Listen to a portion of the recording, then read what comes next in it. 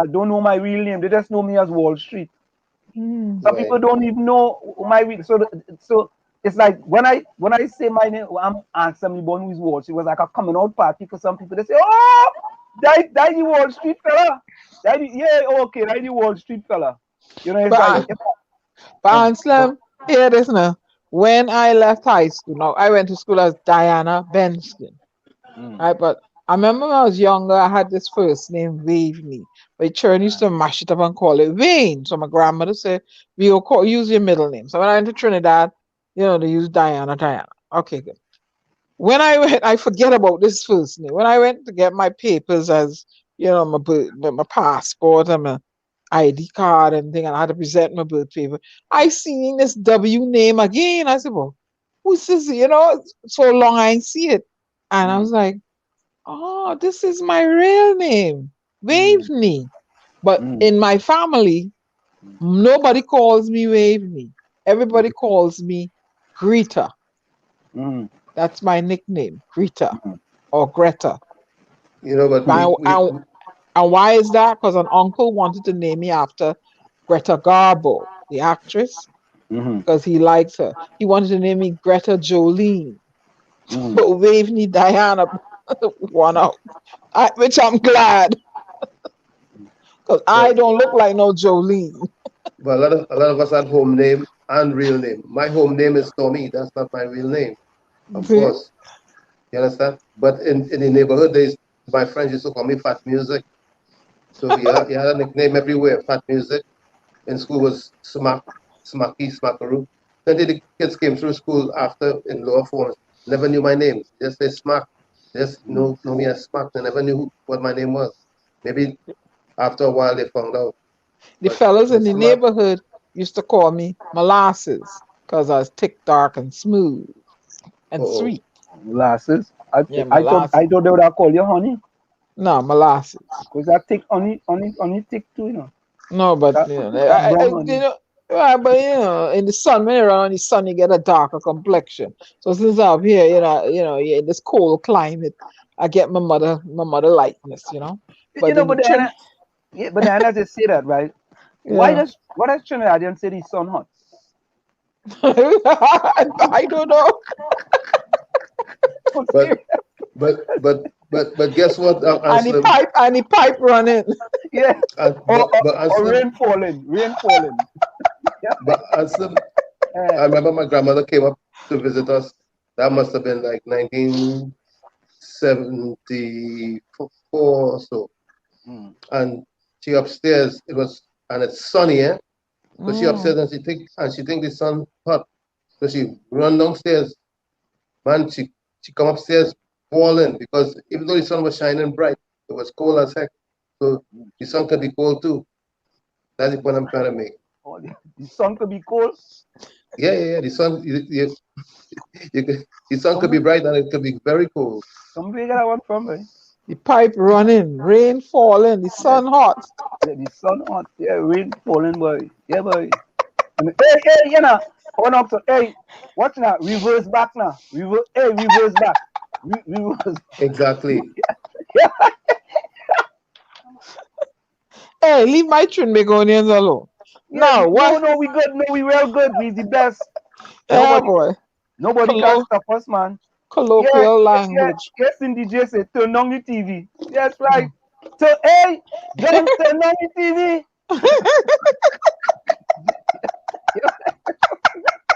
I watch that when you call them on the telephone. Hello, good night. Yeah, hello, good night. Yeah, you know. And they say, take off the light. Yeah, take off the light. Oh, put God. some things in the thing, what let us do now, man. What else talking? All we need is take off the light. Turn on the TV. See, right? Turn on the TV. Yeah, turn on the TV. Turn on the volume, you know. You know what I mean? Yeah. But anyway, answer them. So we got to get to the seriousness of the matter.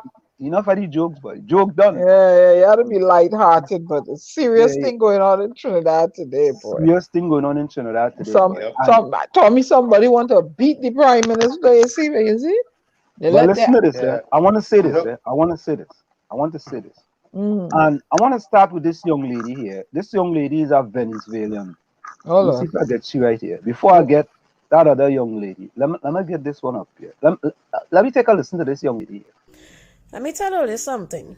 Trinidad, I think, is the only country and the first country where they see that the citizen disrespect leaders. All you calling all the prime minister, jackass, horse, y esa mother see. Trinidad yo creo que es el primer país en el mundo entero que es tan falta de respeto a sus líderes y a sus presidentes. The only thing I have to say to my fellow citizens, because yes, I'm legal, I'm a born Trinidadian, for those who don't know, is that PNM, UNC, COP, all is the same, and at the end of the day, they're in power, and we can't do nothing about it. Rainfall, we flood, we get flood, the man open the border, here open the border, or you still have a problem. That is why we in this today. So who really jackass in the scene? Ben, understand?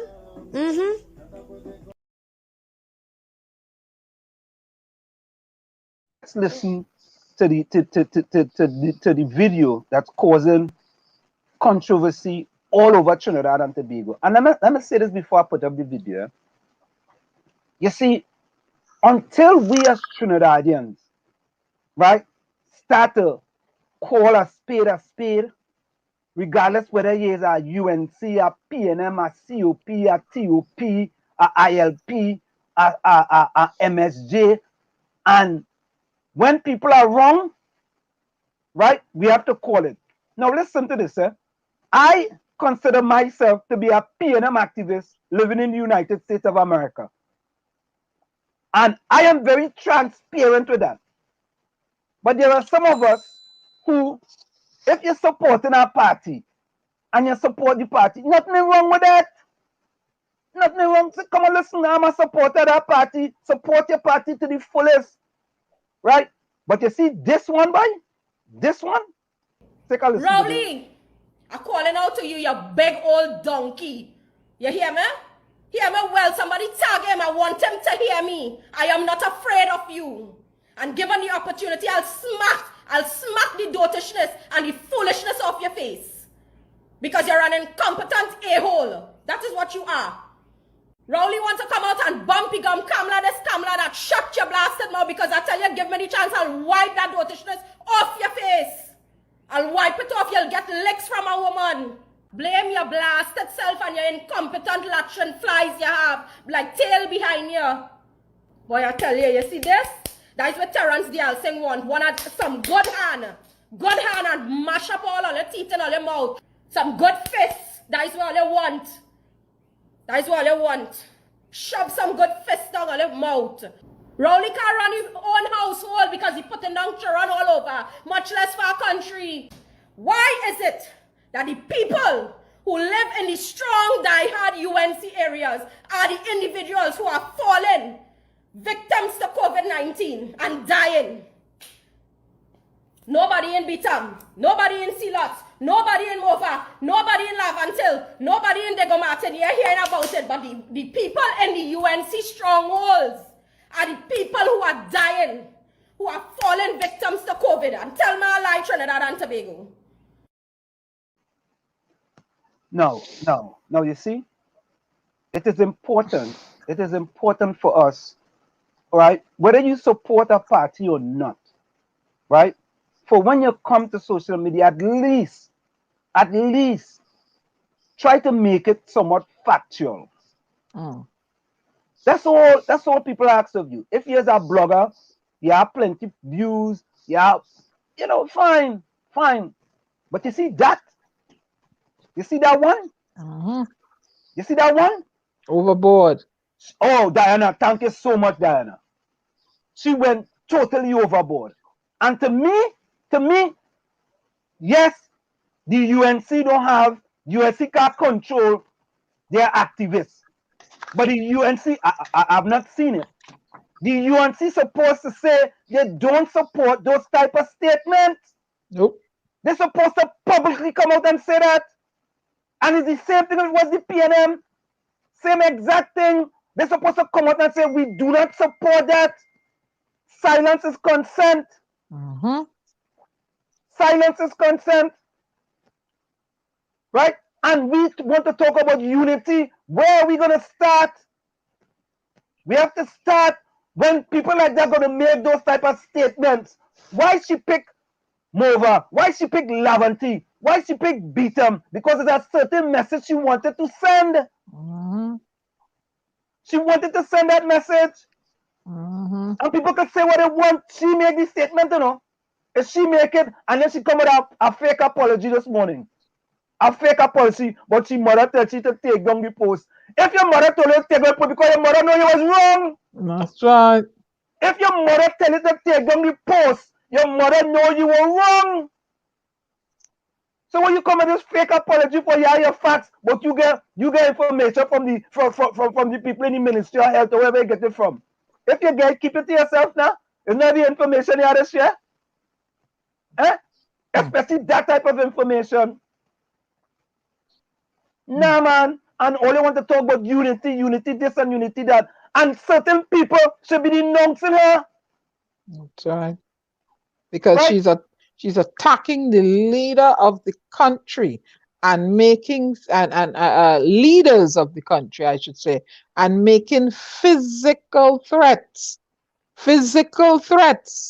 Yeah, we went after him for the exemption policies, but we never said we are going to put a fist down nobody's mouth. And no, we never issued any verbal, physical threats to anyone. We said we don't agree with the exemption policy. It's a wicked and evil policy. It's a wicked government. We never issued any verbal threats to anyone. And that I put a statement under that video condemning her for making such a statement and disrespecting the leader of the country. And Diana, listen to this, You see, that's part of why we have the problem in Trinidad and Tobago with respect. This was a great opportunity for the UNC to start to deal with unity in Trinidad and Tobago by denouncing that woman and that statement that she made. This is a part. There are many opportunities. For example, I've said many times, the UNC had an opportunity in 2011, right, to get a better traction in Laventille by dealing with that building that got destroyed in 2011. There's only opportunities only come around every once in a while. It doesn't come around all the time. This was a great opportunity. Whether she's a UNC activist or she's not a UNC activist.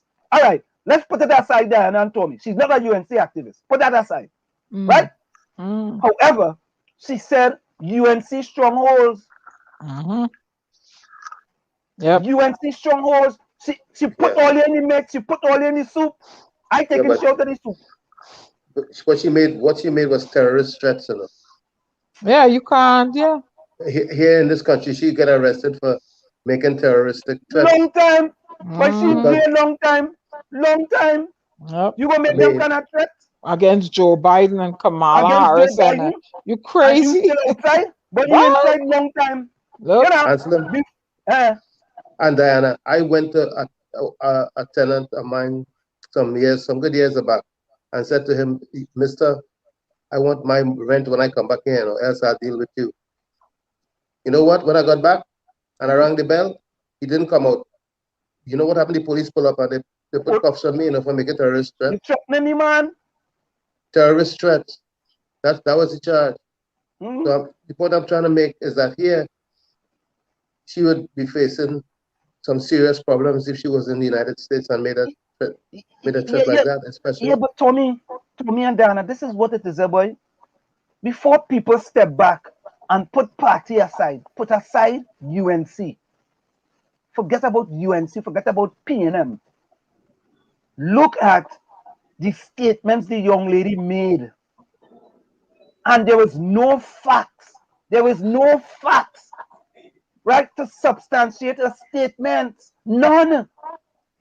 And she cannot substantiate these statements. You know, and statements like that continues to divide the country. Yep. And we allow it by picking sides, not me picking no side. All I am saying is that these statements, right, was disrespectful, distasteful, right, and she proved it to be correct by taking it down. If you believe what you have said, you should just leave it up and stand by it. You have to stand by, you know, when the thing get rough, you have to be able to start listening. When the thing get rough with me and the PNM and this exile and stranded citizen thing, me run on it for cover. Nope, we stood here. We stood here, me change course. Nope.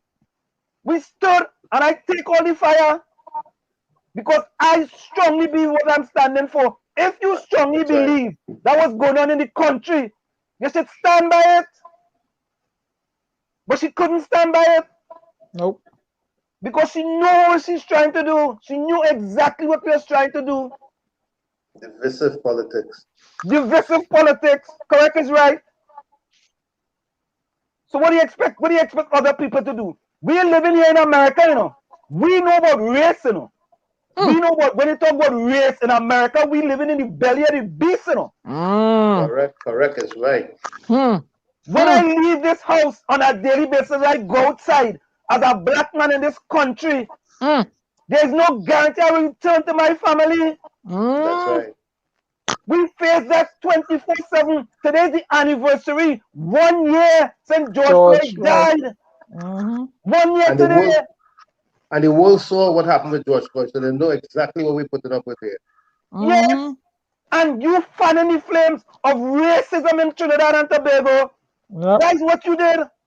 And people go say, oh God, she has her own opinion. She's not a UNC activist and all this kind of dotishness. When are we going to stand up and say enough is enough? When? Right?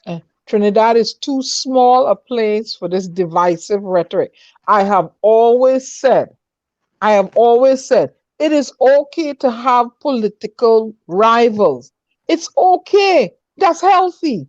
Everybody is not a Catholic. Everybody is not an Anglican. Everybody is not a Baptist. And we all get it. It's okay. But to be political enemies, this is what is going on in Trinidad and Tobago. It's the big. I saw such what is the word I'm looking for? Such anger in her when she was me. Yes, she is. And if I was Dr. Rowley and I saw her anywhere in my immediate vicinity, I wouldn't want to be near her because I don't know what she is capable of doing because she is so angry and with me and already made a verbal threat to do me harm. I would be very afraid of her. She is very angry. She's not like me. I get passionate about, the stranded citizens, and I say what I got to say. But I don't get that anger and want to do harm to someone like that. But Diana, it seems like they have a COVID radar in Trinidad and Tobago. And the COVID radar going over into UNC, right? And pouring COVID-19 over there into UNC territory.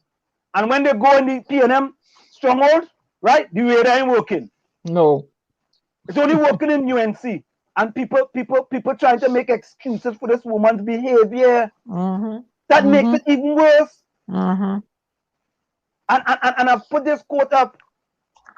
It's better to keep your mouth shut and make people think you're a fool than to open it and confirm it.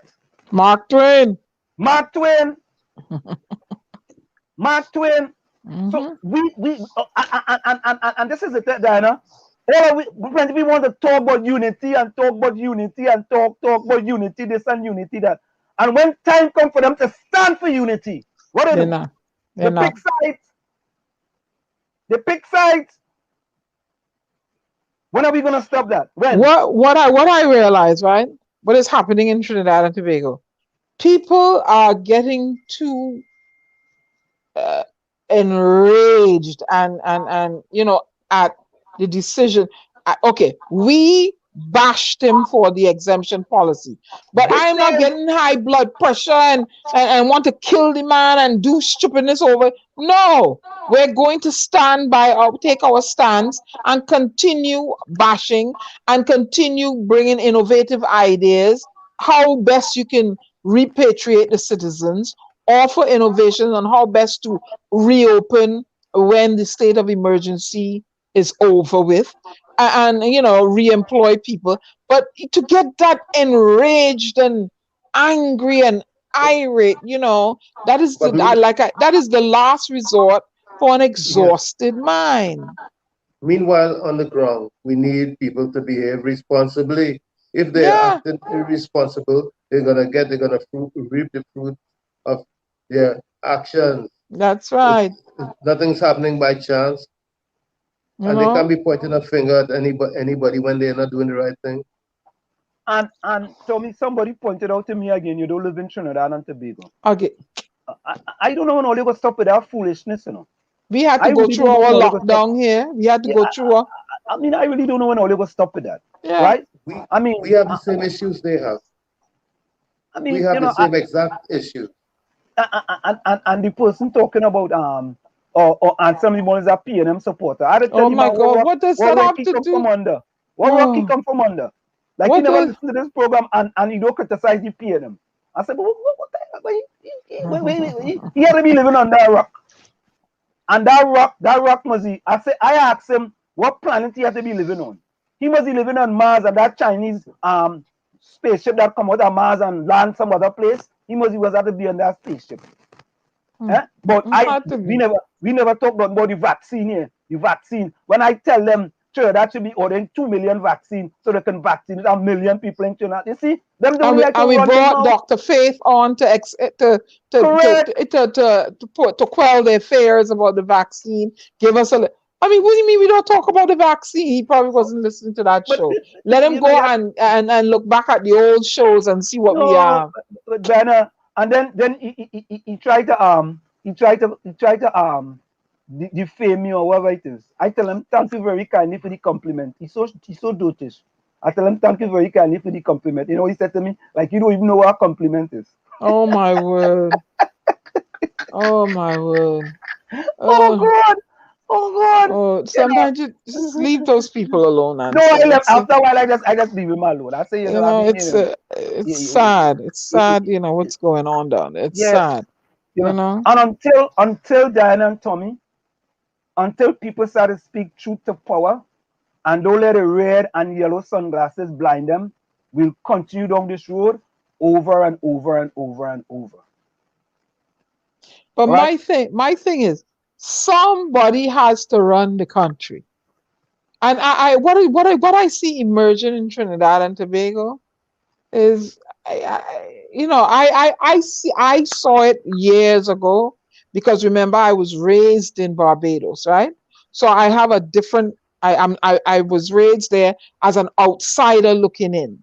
So I saw this ism a long time ago, and I saw it would emerge, and I saw it dormant, and I saw it emerge, and then I saw it go down.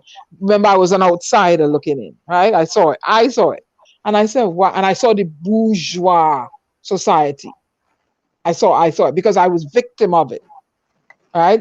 Here it is, I with my Bajan accent, my dark skin, the school I went to, trying to get jobs in Port of Spain in these 1% companies. Nobody ain't gave me a chance. So that was the bourgeoisness I experienced. And I saw the ism and the nepotism and all the isms that there. I saw it. And it's coming out now. And this pandemic has caused a lot of social ills to emerge.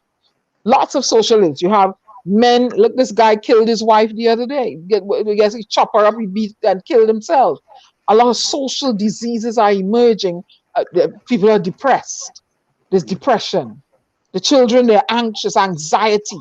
They're home, they can't go outside. What used to be a thing of thrill for them, this little rectangle of light, this phone, the tablet, has now become a chore to them because they go to school via it. It's no longer fun for some of them, or some of them can't even get to be on it. So a lot of, you see the poverty, the disparity in the haves and the have-nots, right? So a lot of social ills have emerged. You have people being locked down with their abuser. You can't go out. You're not supposed to be on the street, or you're going to get arrested. There's an SOE.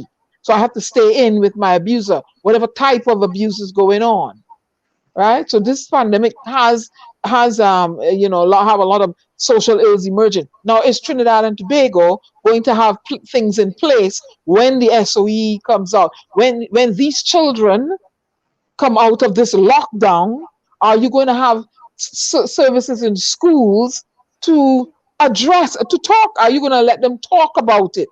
Or are you going to, okay, back to the routine, go to school?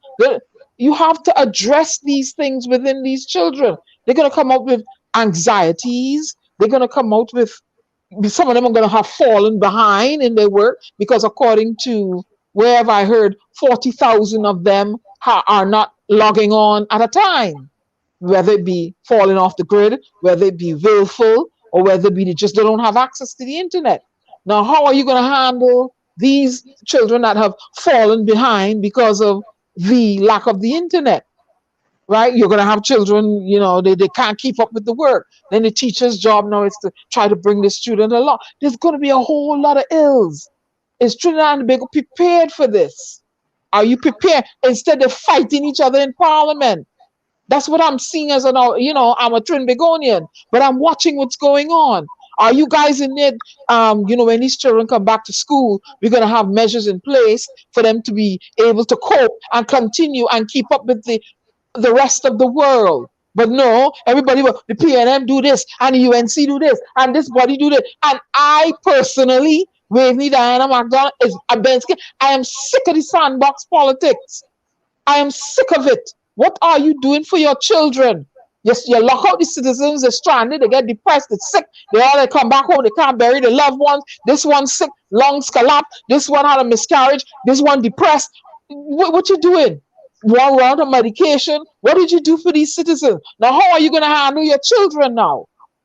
What are you doing in Parliament? What are you guys doing in Parliament? Just going back and forth at each other. I am fed up. I am fed up of the both of y'all, the both parties. And take it from a Bajan. Because my mother and father is Bajan, so I feel more Bajan than Trinidadian because I'm only born there.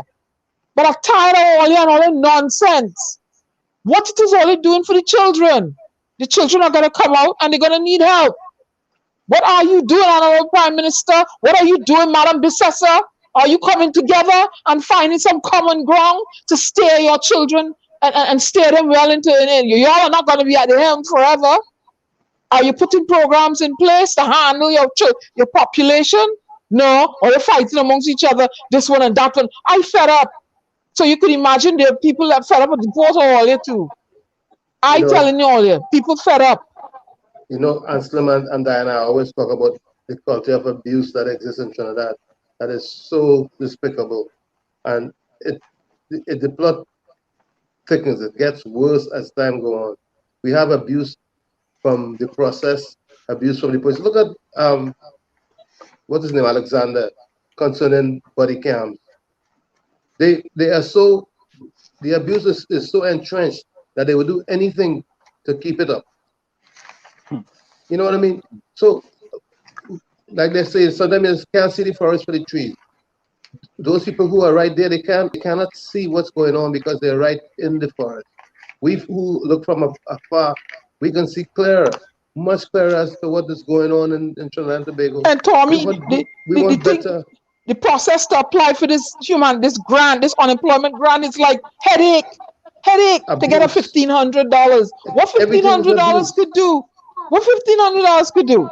A whole long process to get $1,500. Minister Imbert, I'm talking to you now. You cut me off in the thing because I had some serious questions for you, but you only allowed me 3. I visit Trinidad and Tobago, and when I shop for me alone. And I see I said, I spent almost $800 and I ain't get nothing. What $1,500 could do for a person who has 1, 2, 3 children? What $1,500 could do? And the long process to get this money. Yeah, they go have the tricks in there and they're trying a schematic and ratchet fee. But you iron that out. But you all not handling this thing properly.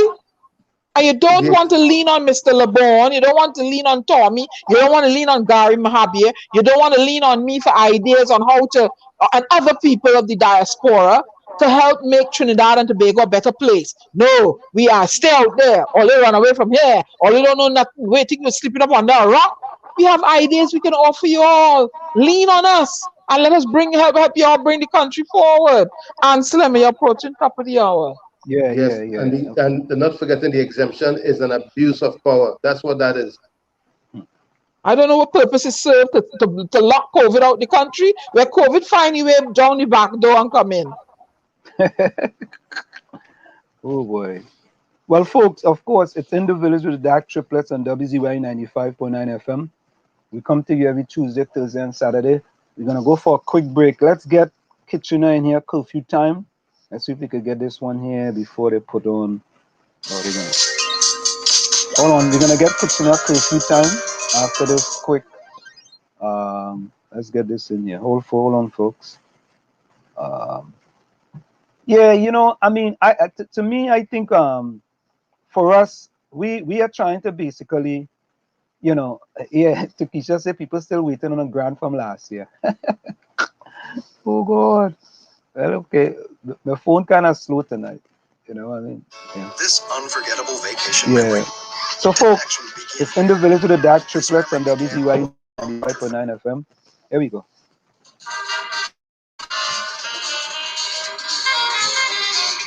Oh. That's my bad, people. My bad.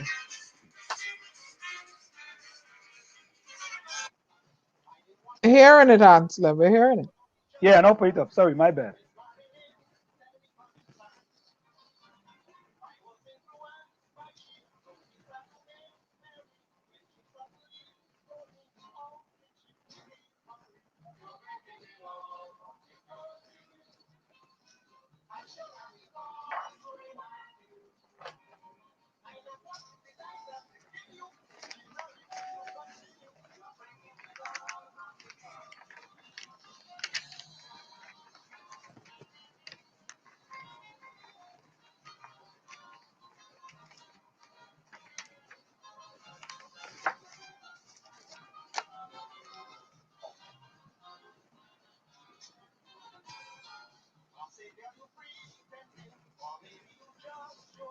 You are listening to 𝗪𝗶𝗹𝗏 95.9 FM, Maplewood, New Jersey, broadcasting from Essex County. You're listening to WZYE 95.9 FM. We are back with you. It's In the Village with the Dark Triplets on WZY 95.9 FM. And of course, we come to you every Tuesday, Thursday, and Saturday from 6 to 9 p.m. That's Tuesday, Thursday, and Saturday from 6 to 9 p.m. You know, and as we continue, 7 to 9 p.m. 7 to 9 p.m. You know, and the thing about it, Diana, is that when people are putting across constructive criticism, Where's Gary? right? I don't know. Maybe I'm sure he must be busy. You know, yeah. So when people are putting across constructive criticism to make things better, you see, in Trinidad and Tobago, we are so happy with the status quo once it's our party. Once it's my party in power, right? I am very happy with whatever they are doing. And the opposition is unhappy with whatever they are doing. Right? And that's just the way it is. That's the way politics is in Trinidad. Right? And try for them to come together. That is very, very difficult. It's very difficult for them to sit across a table and try to say, well, boy, let me see what's best for COVID-19 for the country. Right? But we in power, we go decide what's best for the country. You all may have some good ideas, but we don't want to take all the ideas. We in charge now. We in charge. Right? And it's the same thing when the other parties in power, them don't want to listen to the opposition because them feel the opposition is just there to oppose. There are times the Democrats and the Republicans come together to work with each other. Yep. For the They come betterment together of and they work. Look, they have a COVID bill they're dealing with now. They're coming together to work with each other on the COVID bill. They are coming together to work with each other because they feel that, listen, right, the people of this country are important. Those are the ones that elect them and put them into office. So at the end of the day, they have to make sure that they take care of these people. Of course, they will take care of the corporations too. But at the end of the day, they have to make sure. Remember when they didn't want to pass the stimulus check? The stimulus check ended up passing. And when you have to jump through hoops for a stimulus check, it feel like me like you don't really want to give me no check, you know. If you want me to jump through hoops for a check, you really don't want to give me a check? Nope. You want me to go and apply so you can deny me? Yep. So you're supposed to make it easy for me to get that money. We didn't even have to apply. They just send it. And you have your social security number on the file, or they know who you are, and you have a bank account or whatever. They send it. Right, booyah. You don't apply for nothing. But Why? Go ahead, Anna. Why they making it so hard for already the people already, disenfranchised, they're not working. And this young lady from Tobago made it such a valid point. If you're getting $40 million and you have 1.3 million people, why you can't disburse the money as is? Give everybody $1 million and call it George. Huh? I'll let everybody everybody figure this out. Why is it $1,500 for this and $1 million out of $40 million? They still have a whole bunch left. Huh? But Diana, think about this. The vaccination rollout going very slow. Oh Lord. Very, very slow. All you give the people incentive to go and take the vaccine. Because the only way Trinidad will get out of this COVID-19 quagmire they're in is through vaccination, you know. There's no other way, no. None, zero, not. They could lock down the borders from now till eternity. Right? They could lock down that, they could keep that borders closed from now till eternity. The only way Trinidad and Tobago gonna get out of this problem is through vaccination. Use the ID card, put it in a system, give them a check. They get vaccinated and they get the money, they're good. That's what you do. Are you vaccinated? Give them an incentive to get vaccinated. Give them an incentive. Give them the money and a voucher for a hamper for some food. Something, right? Yes, and that is what I'm trying to tell you, the innovative ideas. We have it all here across America, you know. There's all kind of things. You could get tickets to go to a basketball game, tickets to go to a baseball game. I have a $1 million lottery for you to go and take the vaccine, all kind of thing. The government wants a lot of money from China. Take 10 million of that and tell Trinidadians, watch, we have enough 500,000 lottery every month. Right? And not only that, Get the maxi taxi them involved.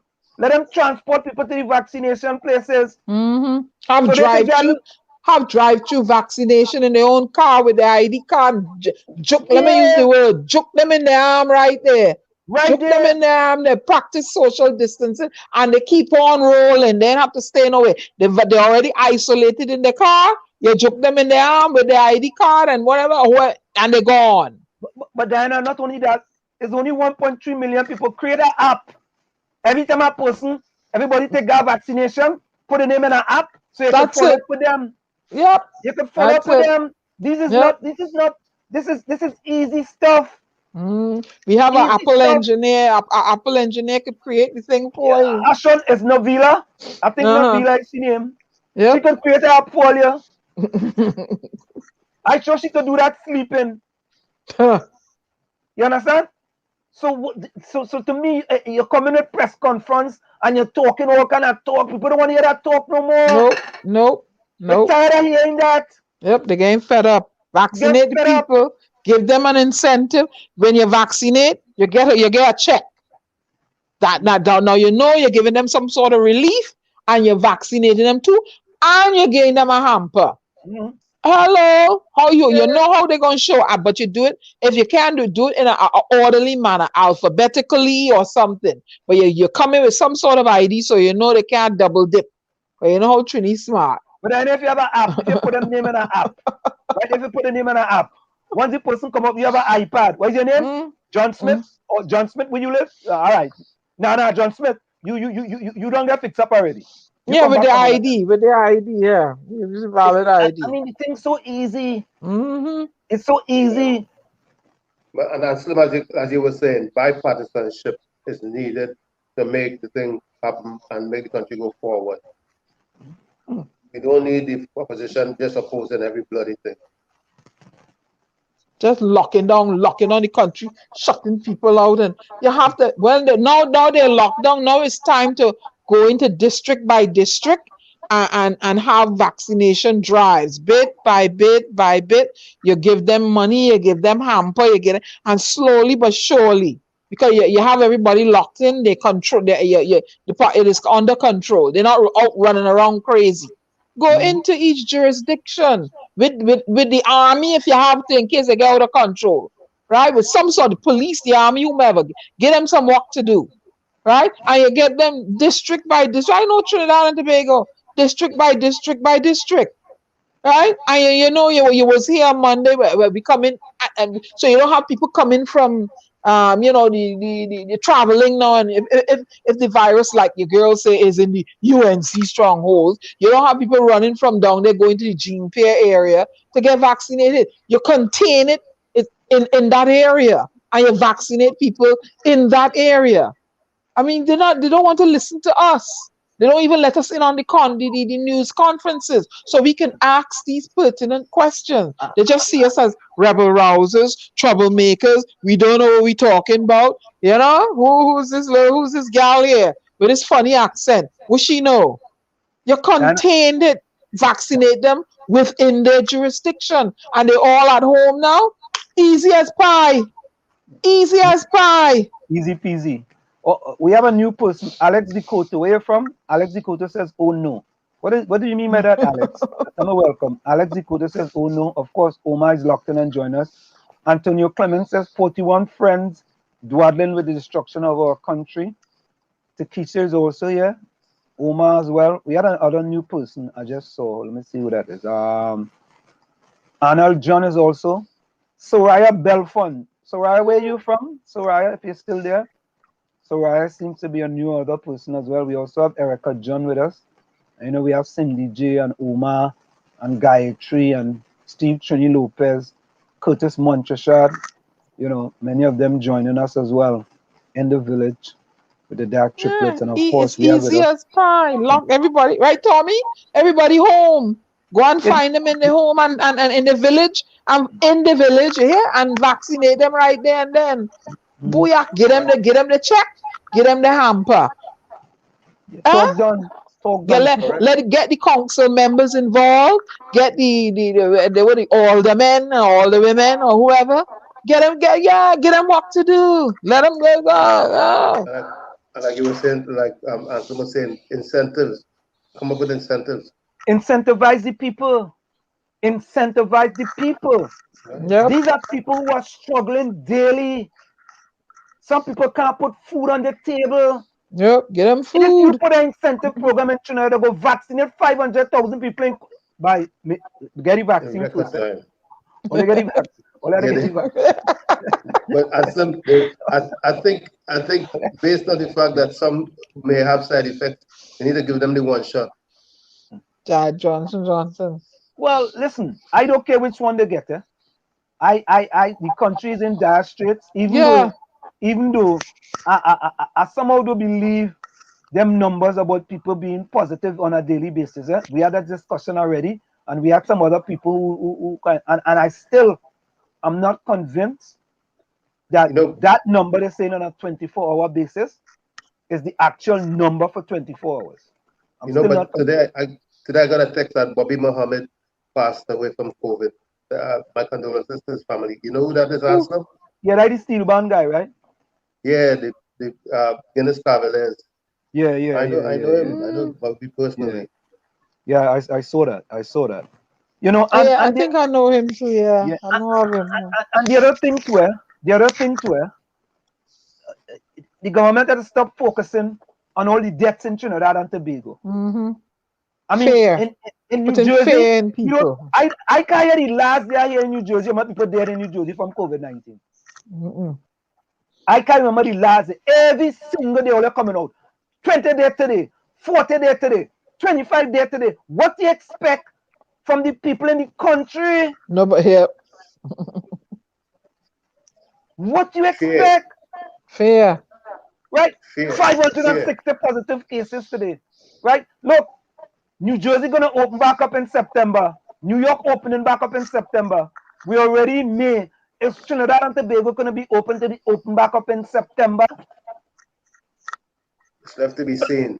Let me see the latest on the from the COVID dashboard. Let me look at it. Hold on. Let me look at it. Right? Let me look at the COVID dashboard. I ain't getting already number of deaths. I'm not giving already number of deaths. Because we can't talk thing here and still give people the number of deaths. Let's look at the COVID dashboard today. So the COVID dashboard today in Trinidad and Tobago. Erica Curtis from 𝗪𝗏𝗃, Building 4. He says so, But yeah, he know me, but I don't know he. He must Erica, he had to know me. Gayatri say good point, Diana. Thank you. And yeah, so today, second dose, fully vaccinated, 1,179 people. 72,120 have been vaccinated. So let's say we have 200,000 total vaccines in Trinidad and Tobago, right? Again, them that number, 200,000. Right? That means to say 100,000 people will get vaccinated. Right? 100,000 is less than 10% of the people in Trinidad and Tobago. You understand? So when are we going to reach herd immunity, which is saying it's about 70% of the population? When? Because the only way Trinidad and Tobago can get out of this is through vaccination. There's no other way. None. And I hear a rumor. I had to try to see if I could bring Adrian in here with some man in Trinidad and Tobago corner the vaccine market. I ain't know how true that is, but I hear Adrian was talking about that. Oh Lord. So where Adrian? So Adrian, if you're listening, you could come in. I could send Diana. Could you send Adrian the link? You have Adrian? Yeah, I'd have to come out and come back in. No. Let me do it. I think I have him. I'll send it for him. So I hear that what I hear. I know true it is, but not only that, Diana and Tommy, before we go, let's listen to the VP from Guyana talking about lockdown, and he also mentioned Trinidad in his speech. Let's take a listen. Number of people have called for changes of protocol, more lockdown, and we have demonstrated that there is no empirical evidence to say that by shifting curfew hours, you're going to get less rates of infection, because people often during the course of the day, they engage in economic activities and other activities that without wearing a mask or observing any protocol. So, but we will keep a close watch on the situation. Having said that, working aggressively to build the capability, we also, as I pointed out, had to have this nuanced approach. Unlike some countries that are totally shut down. Look at Trinidad and Tobago. Look at the numbers there. And that country has been almost in a perpetual state of lockdown for the past year. And it did not help really. They now have numbers 20-something dying in a single day, etc. So we have to keep people working to at least economic activities going, and at the same time try to urge our people, all of our people, every single one of them, to try to come in, take the vaccine, be responsible. If we all vaccinated, then we can open up our country. What more can I say? Huh? You see? Vaccination. Right? And to me, the government needs to tell the people, listen, our goal is by August, we want to have 500,000 people vaccinated in the country. And here's how we're gonna go about getting those vaccines. Right? We go get 1 million from China, right? If we have to meet with Pfizer and we have to get AstraZeneca vaccine, we go get 500,000 from the United States. We, give people some hope. Give people hope in the country that something positive is going to happen. And when you come, don't come and buff them.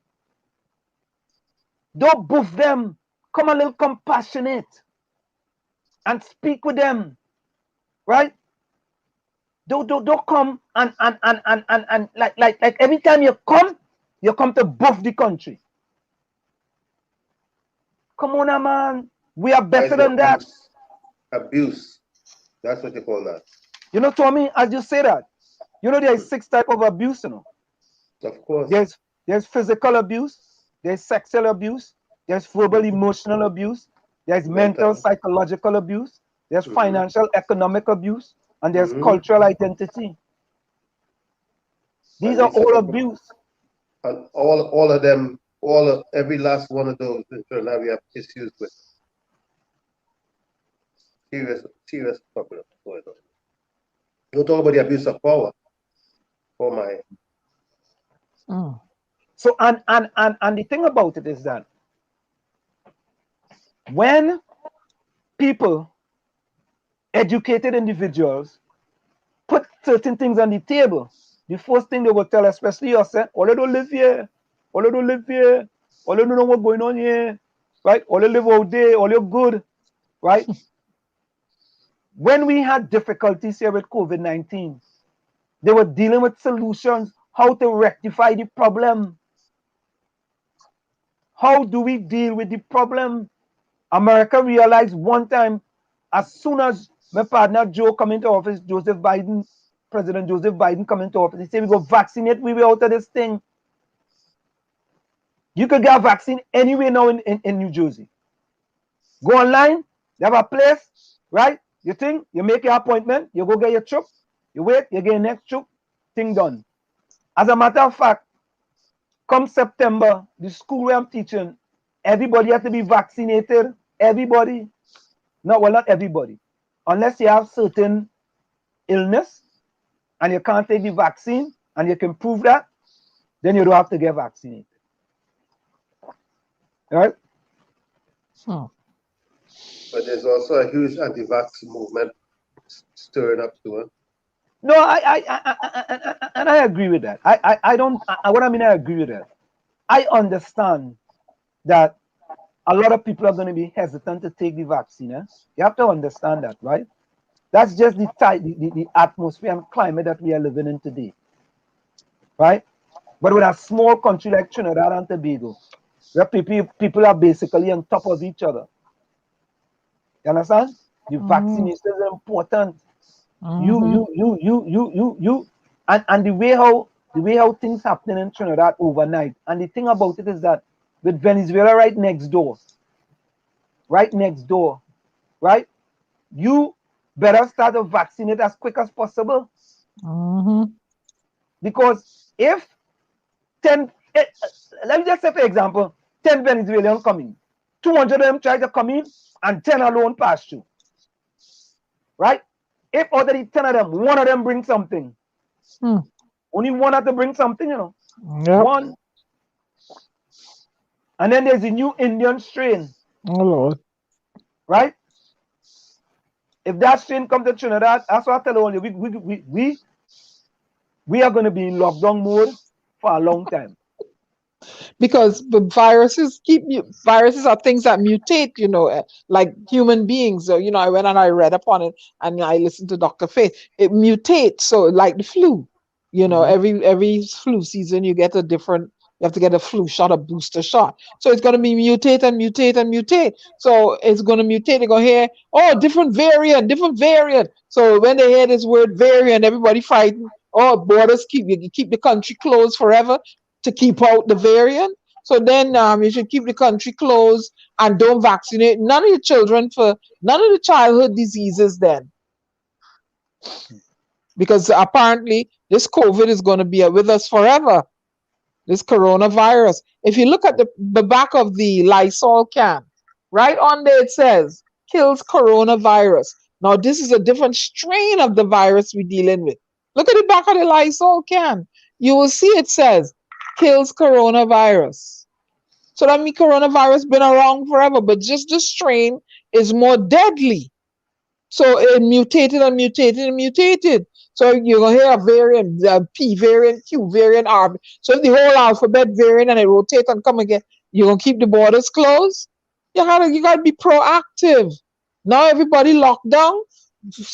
Dispatch people to their homes with food, send the food trucks, with the vaccine, with the hampers, right? And you go, you blow in front of them, you document them, you vaccinate people, you give them the money right there and then, whether a card or a check or a bank account or whatever, you put it in there and you give them the food hamper and you give them the incentive to be vaccinated and you vaccinate them right there in their own home. Now they're under lockdown.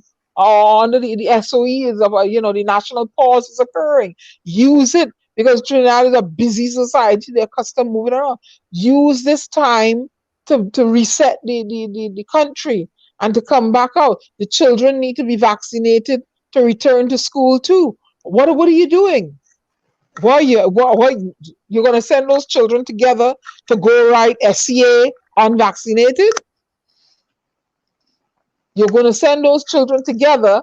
Yes, they're going to be socially distant. Yes, they're going to be wearing masks. But you people are going to be afraid to send their children to write common entrance unvaccinated.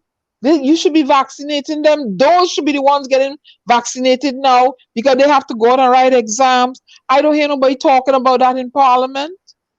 I don't know, Anselm. I don't know. No?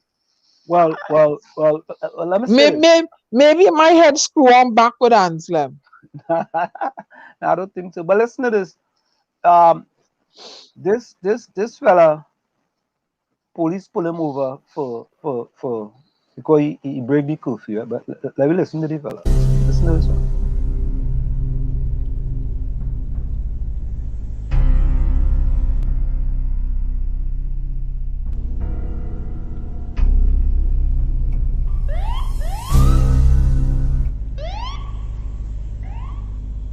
Hello, sir.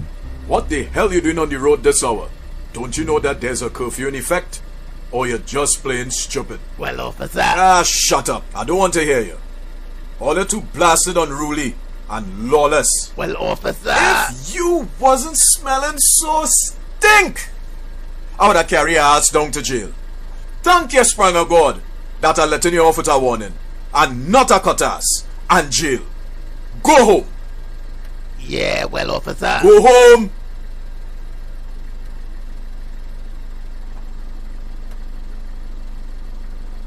Ain't I just tell you to go home? Officer, I home. I live on the streets. What? Right now, you in my living room. You in my place. You have a warrant? A warrant? For what? A police officer can only enter a dwelling or premises upon reasonable suspicion that the person or persons are involved in criminal or illegal activity. How the hell you... Can I have your badge number, please? What? Look. Can I have your badge number, please? Hello, you out of your... Badge number. Badge number.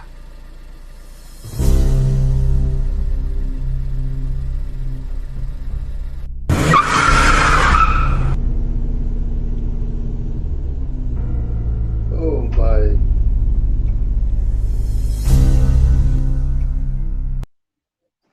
Of course. Good one. Good one. Good one. That's a real good one. Who does be doing these things, boy? I don't know that. Hey, yeah, that Trudy is the best, though. You know. You can't That's stop Trudy either.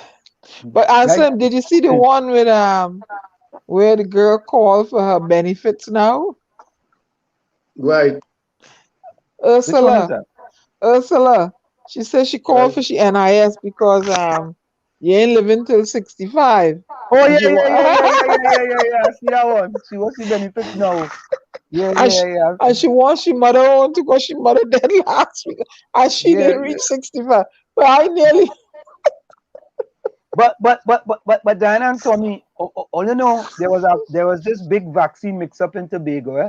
There was a vaccine mix-up in 𝗪𝗏𝗃 and a vaccine mix-up in Tobago. Let's take on the one in Tobago first. Confirmed appointment was told she would have to call the Scarborough Health Centre to reschedule. Other residents journeyed as far as Charlottesville to the Roxborough Health Centre, and despite having appointments, were turned away.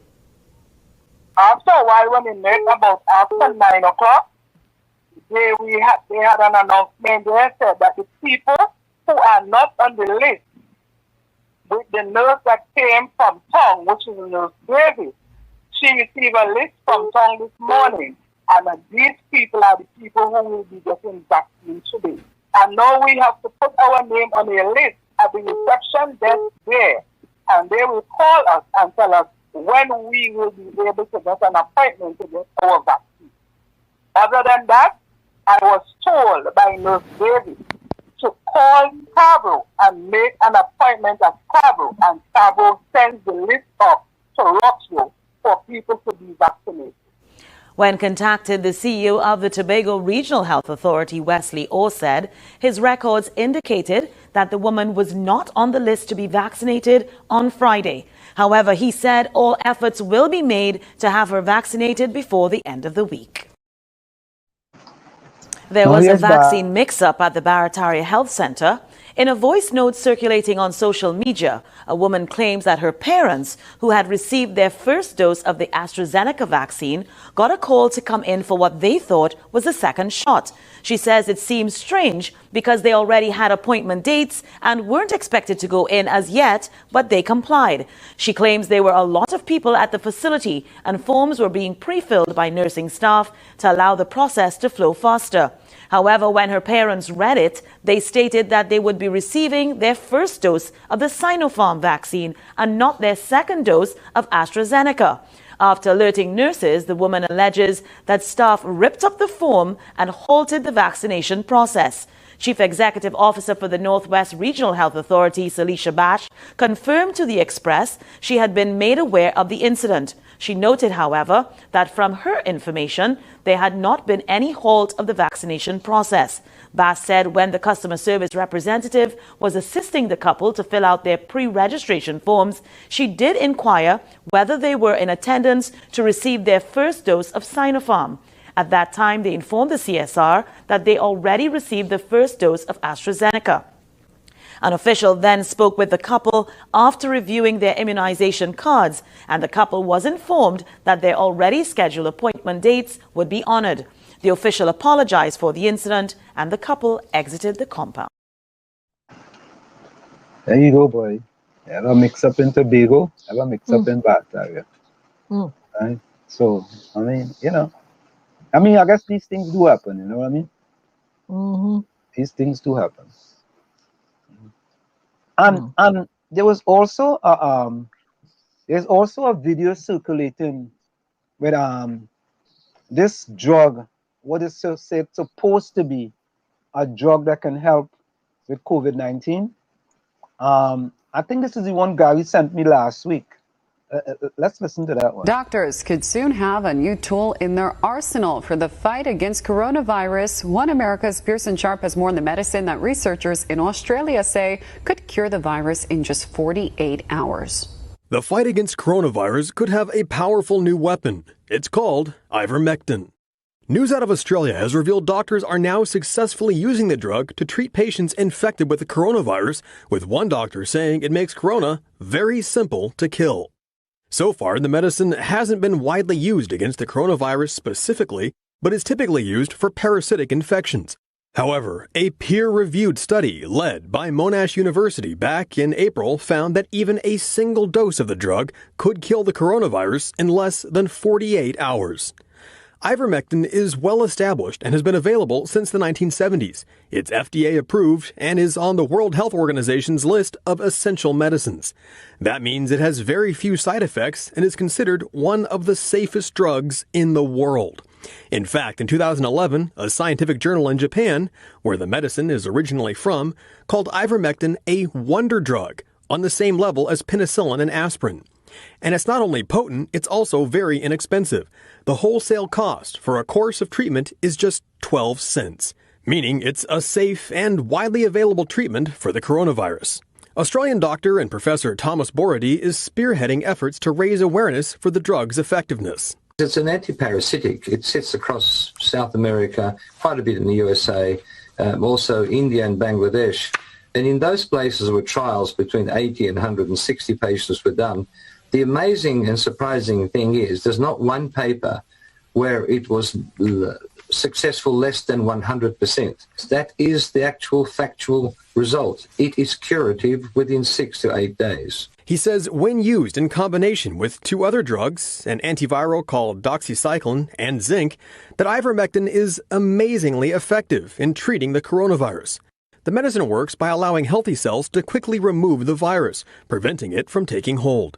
Dr. Borody adds that countless doctors and frontline workers around the world, including himself, are already taking this treatment as a preventative against the coronavirus. If we use a preventative combination of ivermectin every, say, 2 weeks, it would work like a vaccine, but it would not only cure, vaccine doesn't cure, and prevent recurrence as long as you took it for 1 year, 2 years. Even doctors in the U.S. are having success with the drug. Doctors in Broward County, Florida, say they're already curing coronavirus patients with ivermectin and seeing a near 100% success rate. If we get to those people early, and what I mean by that, if their oxygen requirements are less than 50%, I've had nearly a 100% response rate. They all improve. Patients using the medicine are claiming it saved their lives. And I'm blessed from that medicine because I didn't know what was going to happen. It saved my life. Trust me, it saved my life. It's not clear how other medical experts in the U.S. will respond to this latest discovery. But with options like hydroxychloroquine and now ivermectin on the table, many say Democrats' refusal to make these medicines available is no different than murdering the patients who need them but can't get them. Pearson Sharp, One America News. And you know, of course, when I get this type of information, I did a little bit of research, and this is the conclusion from a doctor. This is the conclusion from the research that was done, right? It says, in meta-analysis of 11 randomized trials in 1,452 patients, ivermectin treatment was associated with faster time to viral clearance, shorter duration of hospitalization, 43% higher rates of clinical recovery, and they give you the percentage there, 83% improvement in survival rate. And so what I did, I actually Googled it, and I came up, it's a long report, and I just looked at the conclusions, and these are some of the conclusions they got from patients. They have done this study in 1,452 patients, so I guess, I guess we got to wait and see. You know. But before we do that, I want to make a quick announcement here that our own Waveney Diana Benskin was selected to it's called the Black Poets Matter, and one of our own here, Diana Benskin, is going to make a appearance. I think it's this Sunday, right, Diana? Yeah. This Sunday, you know. So the fellow who was calling your names last week, Diana, or last week Tuesday, right? This is what the young lady, the humanitarian, world-renowned poet, you know, gonna be doing. One of the few selected in order to be part of Black Poet Matters. Diana, Waveney Diana Benskin, congratulations to you. And we here at WZYE 95.9 FM appreciate all the hard work that you're doing and all the success. And we continue to wish you many success in the future. Thank you, Anselm. Thank you. So say a few things, man. You know what I mean? You get big up. Thank you. I just gonna do my little, you know, rhyming and some music, and they're gonna make a CD out of it and stuff like that. So yeah. Now, when you see success, man, you had a reverent success, man. You had to feel good about success. You know, success is something, you know.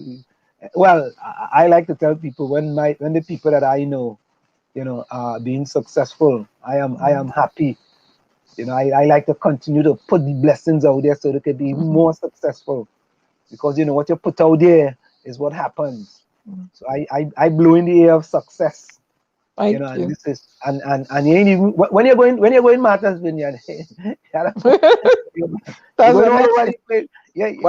you know, when I'm in Martha's Vineyard, I can't walk, so I had to call off sick.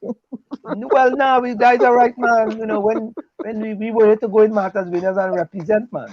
We were to represent. You know, we happy we could get, you know, a Trin-Babes-Gonian representing me in Martha's Vineyard.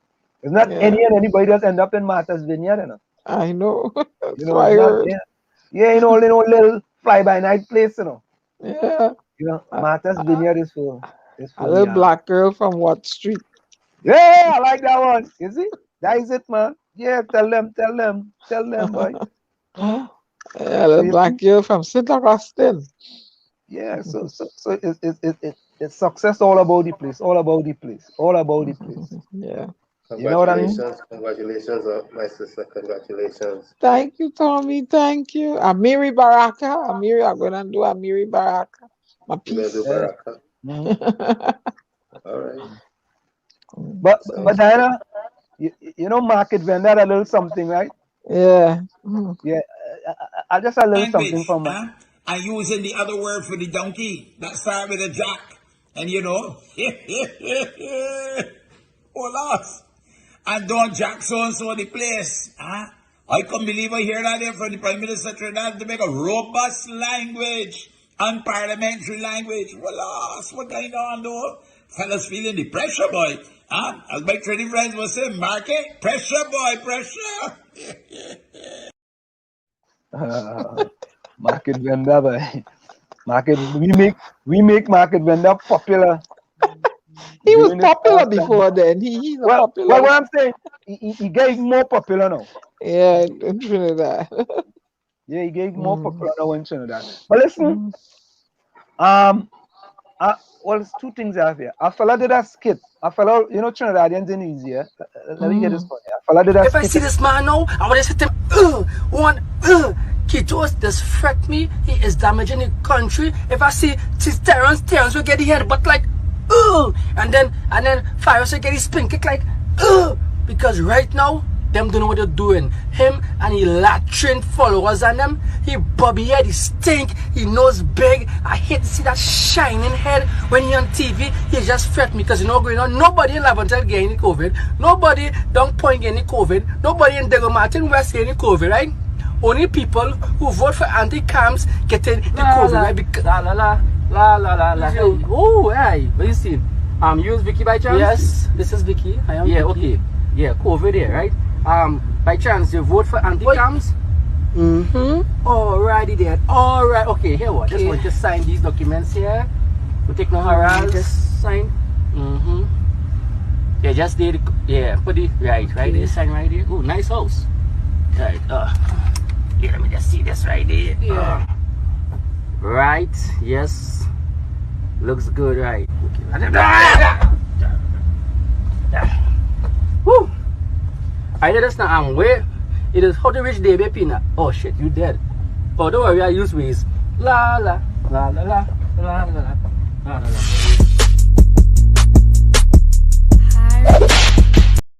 Oh God. Yo, Trini's real creative. Yeah, listen. If the creativity we had, you know, at one point there was an article in the Discover magazine, right? And the people who went to do the article on Trinidad and Tobago, they said, if Trinidad and Tobago was to dedicate themselves to business, the way we dedicate ourselves to carnival, we'll be one of the most successful countries in the world. Because when carnival comes, the dedication is it's just unbelievable.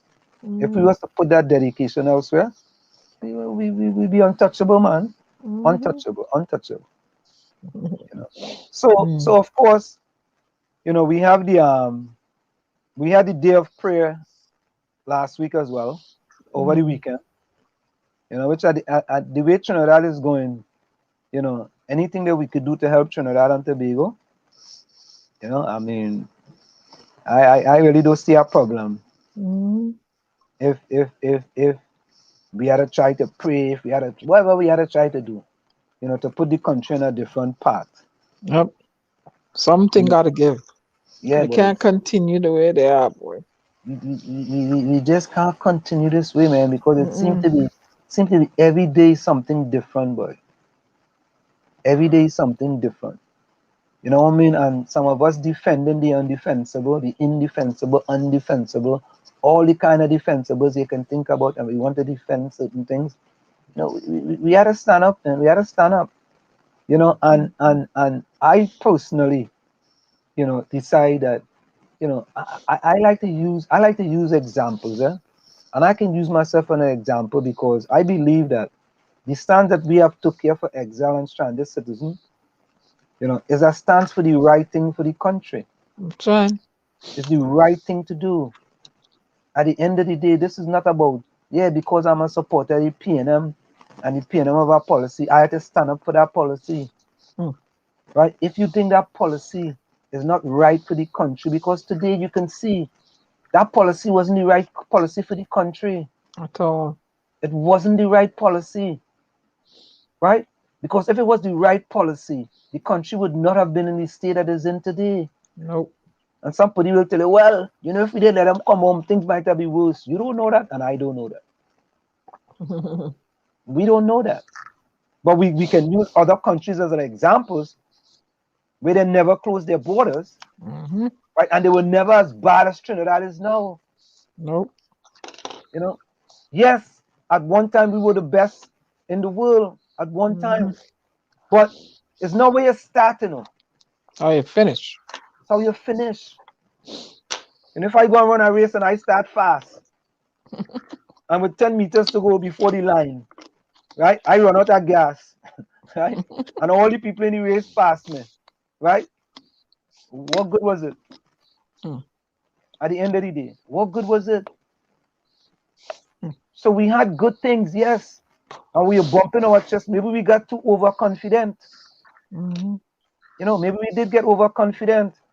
Let me say hello to Lana Moraj Guru. Lana, welcome. And Lana, where are you joining us from? You understand? So I think we became overconfident, right? And this overconfidence have us in the position that we are today.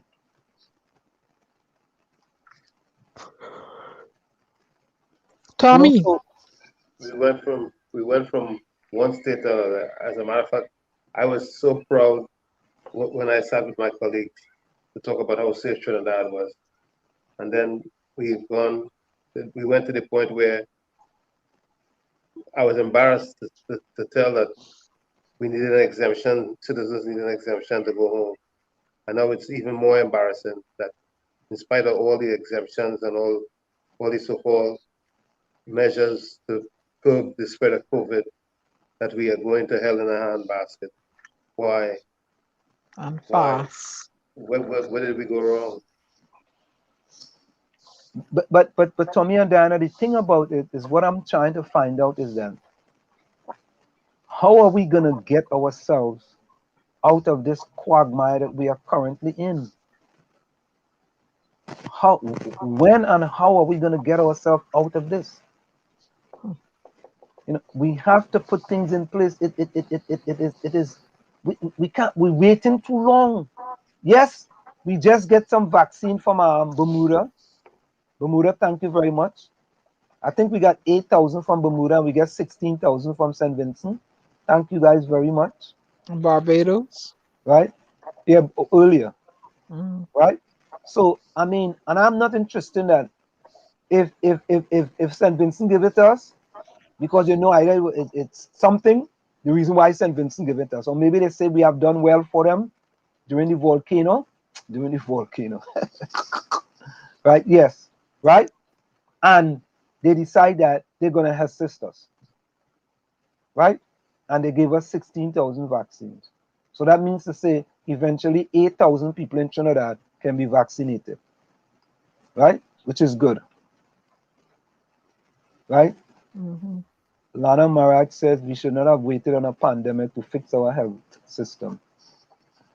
You know, and it goes back again. It goes back. I've said it many times that we in Trinidad are reactionary rather being proactive. Now think about it. We are concentrating on this second wave, and there's a third wave supposed to be coming. Are we putting things in place to deal with a third wave when it comes? Right? So yes, you should have people dealing with this right now, but you should also have a separate set of people dealing with when we get over this one and the next one come, we're ready for it. So we don't get in the same position again. For example, right? This grant thing with the $1,500 and $1,000. Now what you all have to do is make sure you all have a database of all these names. Right? People have to jump through all these hoops in order to get 1,500 and 1,000. Right? So if this ever happens again, them same people have to jump through no hoops now. You could either get them a food card with a $1,500 on it, right? Or you put it in a bank account, you put it straight in a bank account, $1,500. So we don't have to reinvent this wheel again. Nope. We have already gone through this.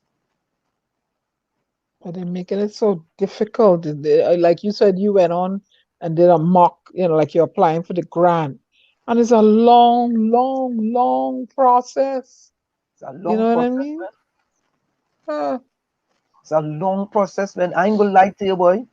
By the time, I think it's like again a test. It's like a test. So we have Richard Khan here for the first time. Richard, where are you from?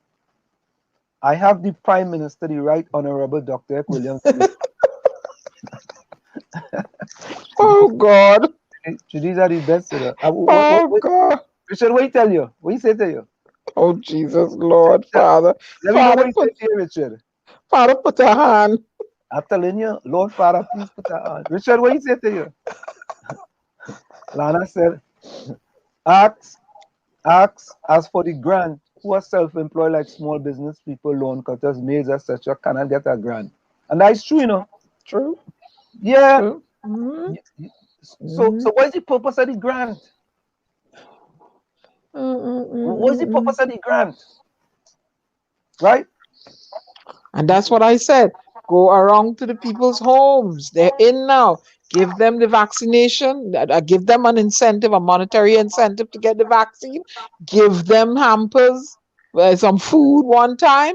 This household is fed, this household is vaccinated, and this household received the grant right there and then. The head of the household, whomever, and you cover right there. Hey, here come the Phantom. How you going, boy? Yeah, you're welcome. Good night, good night. Lots of Gary. in an emergency situation, the way people, families dying, people sick on the ground in Trinidad. We're trying to Oh Lord. And guess who they call, right? The Phantom. Okay. So it's been a really tough day. That's all right.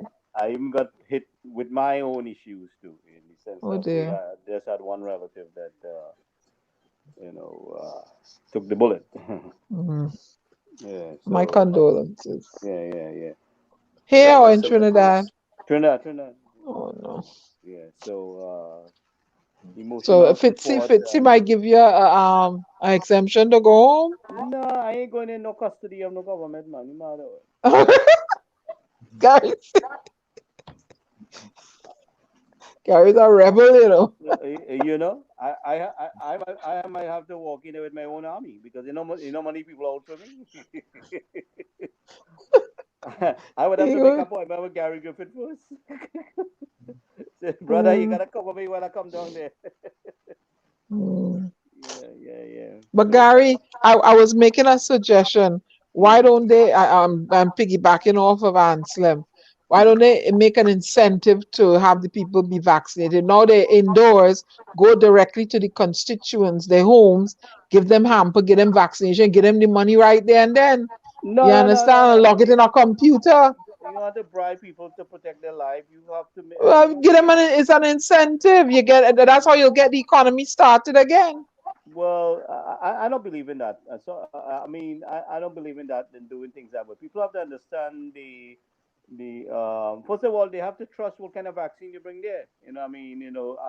AstraZeneca and stuff like be a little more credible, even though you have some blood clotting issues with it. But this Sinopharm vaccine, I am. That's the last vaccine I want. They're telling you go and take anyone that's available. I hear some kind of talk like that. You can't. Who can really trust the thing? First of all, I'm very concerned. I'm very concerned because we could see some casualties or we may not. I don't know. I really don't know what to say at this point. But I am more focused. I think our best option is to try to contain the situation and contain the movement of the people. Our people are so hard headed, even though you ask them to stay up away from each other. They want to jump up and whine and wave and break down the tongue. You think What it's is in the so water? so the thing about it is, well, I think it's in the air. This Trini Fed thing is, the calypso. The pan is in the head. Long time there's a steady pan in the head. So I am more focused or concerned about securing our border fence line and contain the flow of the illegal immigrants, keep the people separated, provide the necessary resources for them, and try to get the businesses uh, functioning. Narrowing down the business hours is complicating things because you don't want, like I said before, you don't want to crawl people together. You want to spread it out. So you really don't want to compile things. We have to take into consideration and meeting the needs of the people. We declare war. We don't have all the equipment to go to battle. So the SOE, yeah, you lock down the people and there's no way to feed them.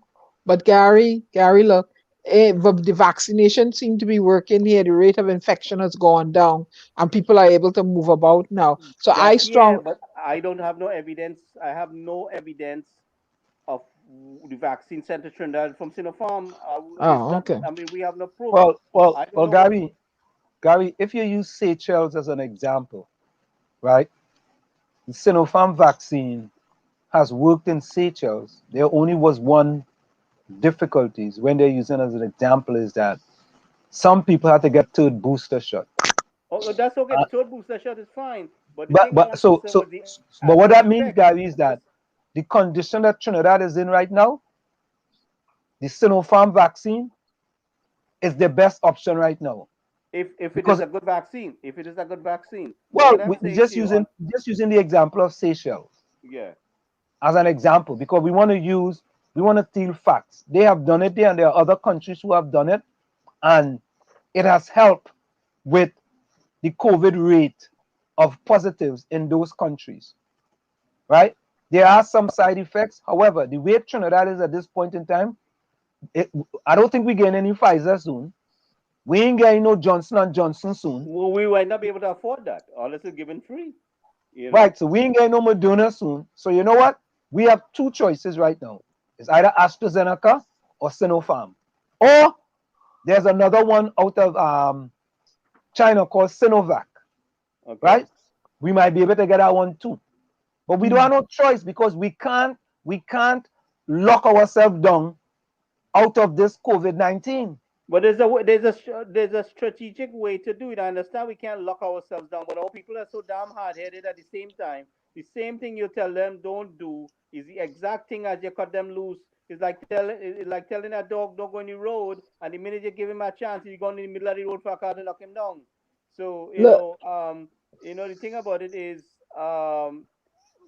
we have to come to an understanding in the country that this thing is no joke. We need to maintain the distancing thing. We need to follow all the protocols with the sanitation part of it, because if we were following all of this and not ready to run out and hug up each other, we'd have been in a better situation.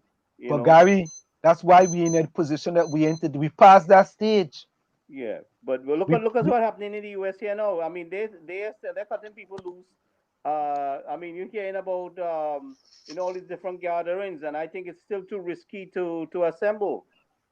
It's really too risky. Vaccine or no vaccine, I think we have to walk this thing carefully. Yeah, but most of those people are vaccinated though. At least there's less of a spread vaccinated to vaccinated. How do you think we're gonna find out? We're gonna find out the hard way, and people start to collapse. That's how we're gonna find out. What do you think is gonna happen? This same Dr. Fauci said, "Oh, it's not necessary to wear the mask. Leave the mask to those in the healthcare field." Right? We need it there. Guess what happened? Right? We have 500,000 Americans dead. So there was too much politics playing to who should wear the mask. Democrats and Republicans clashing on who should wear the mask. They want to kill the governor in Jersey here because he's saying to wear the mask and he's trying to restrain things. A lot of people, we're going to end up feeling the hard way. We are too anxious to run back out there. Let's get the manufacturing, let's get the jobs moving a little bit, the production going, instead of the partying and jumping up.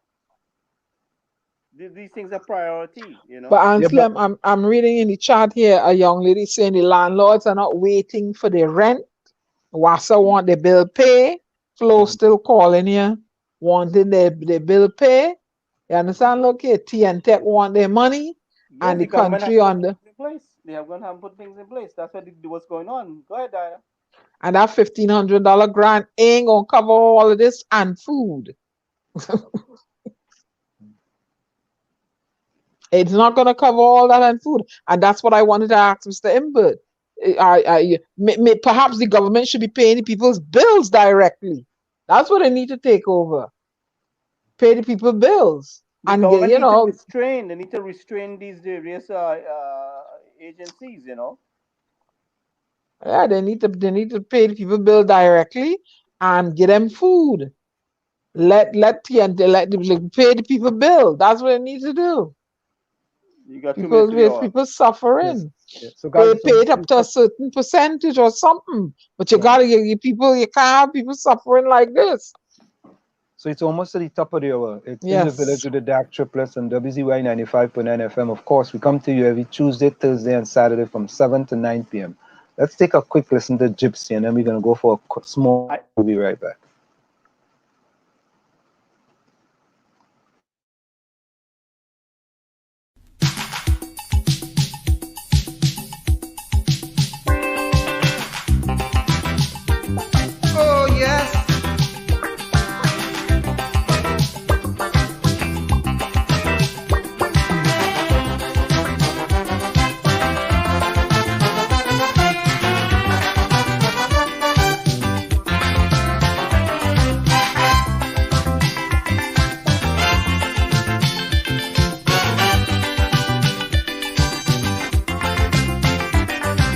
Help.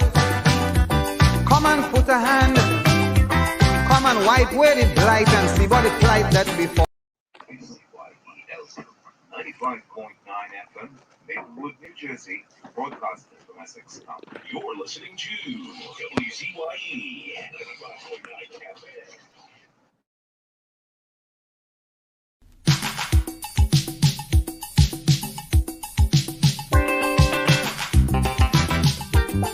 Oh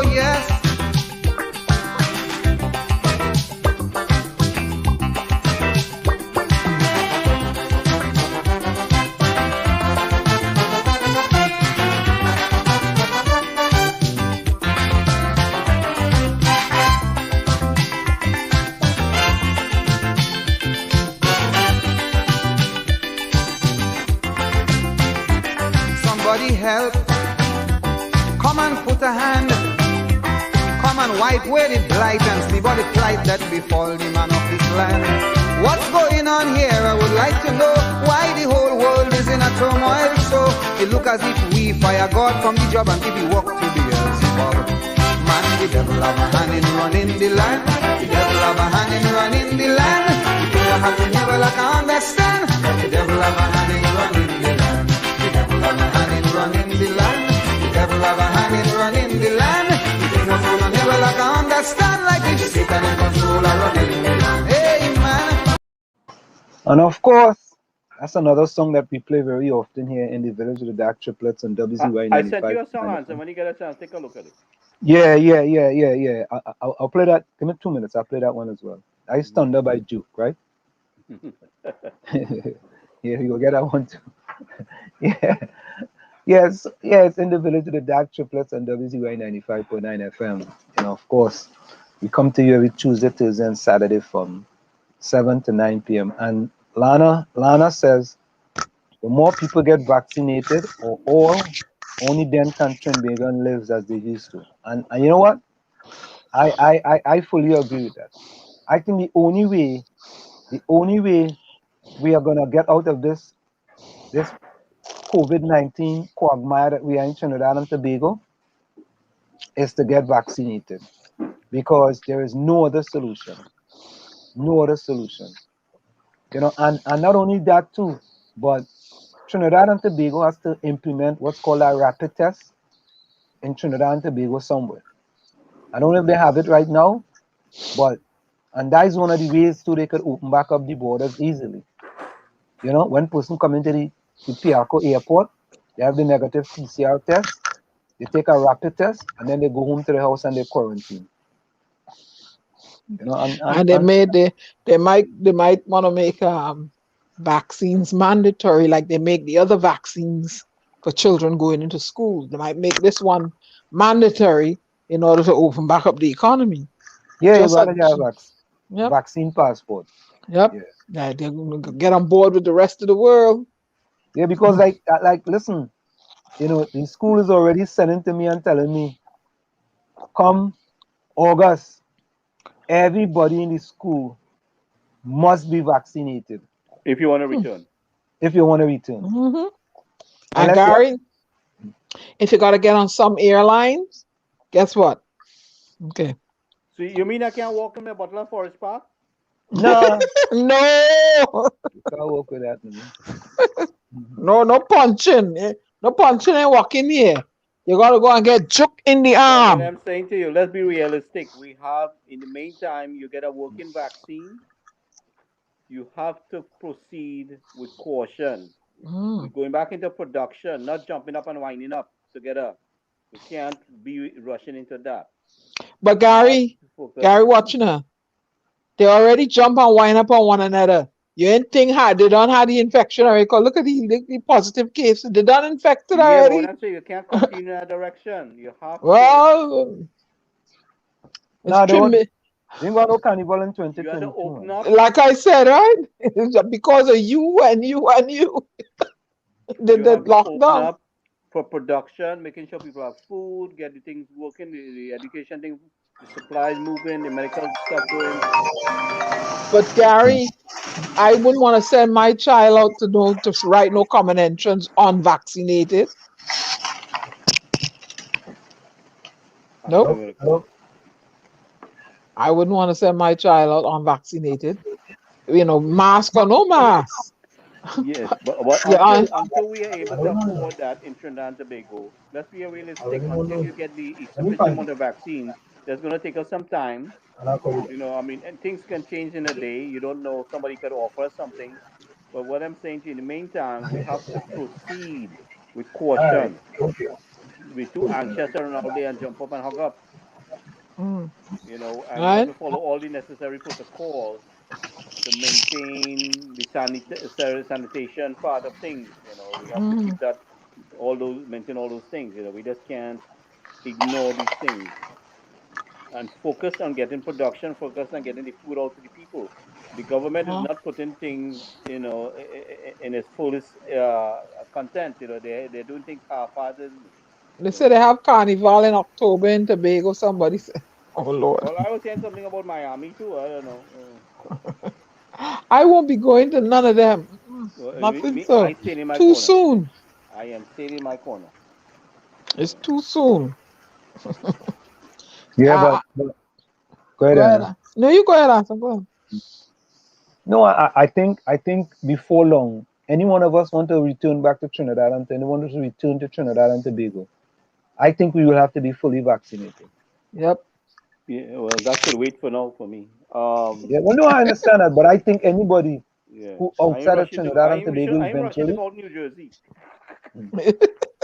well, New Jersey, thing nice now in New Jersey, man. Yeah, boy. Look here in Connecticut, the governor offering you $1,000 check, but you just had to stay on the job 2 months. To get people back out to work. Stay on the job 2 months. After 2 months, you get an extra $1,000 in your paycheck. I watch now. Today I get a refund check from the IRS. Two. Yeah, 2 check. Ah. Don't say that too loud. Don't say that too loud. You get stimulus twice, girl. I said, what? All right. I pick up my new car yesterday too. I said, well, I see 5 payments there already. Thank you, Jehovah. What? That stimulus check come in good, you. No, it covered. That ain't covered. That ain't no stimulus check. That's IRS. The refund. Refund. No. In addition to the stimulus check. I said, thank you, Jehovah. But you know, I have to give away 10% in tithes. So I had to figure out who gained 10% of it. Yeah. So we wanna continue. You know, of course, Steve Trini Lopez say fully vaccinated by Moderna boy. So, anyway, I mean, nobody called us to give us all the feedback what's taking place on the ground because we're dealing with a very chaotic situation right now there, with the amount of infections and deaths and people suffering. I can't Well, get, the people must be tired and you was out, so we so maybe they'll call in on Thursday. Yeah. So I just want to throw it out there. We want to hear from the people on the ground in TNT, what's going on with them, what's going on with their family. Yeah, we'll put that out on Wednesday. Yeah. Put it out on Wednesday so they'll be prepped to call Thursday. Yeah. What's going on? Those who listening, we want to hear from you next time we come back on. What's going on with you? Just want to let them know we're interested in that. Give us some feedback because I'm getting some calls. About some doctors can't even get proper health care and in the hospital lay up right now. So oh my God. Yeah. So it's not as good as Mr. 𝗩𝗶𝗹𝗶𝗵 would like to paint it out there. The healthcare system is under heavy pressure. Okay, and they need and Mr. 𝗪𝗶𝗶𝗵 said that he was going to the healthcare system will get money wherever they want. Please. Go after 𝗪𝗶𝗶𝗵 for me, please, because we need that funding for the Ministry of Health. There has to be that cash flow because they can.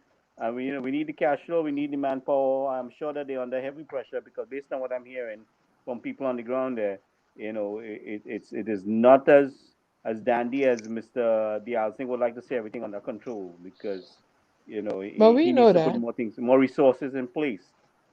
We need more resources in place. So if you have any issues with the healthcare situation, Gary, please let us know. Anselm, here's what I suggest. Let us here in the village, let us come up together and put a prospectus up, proposal, something together, and send it to them. Whether they take it or not, that is the problem. Right? Let us how they can navigate their way out of it.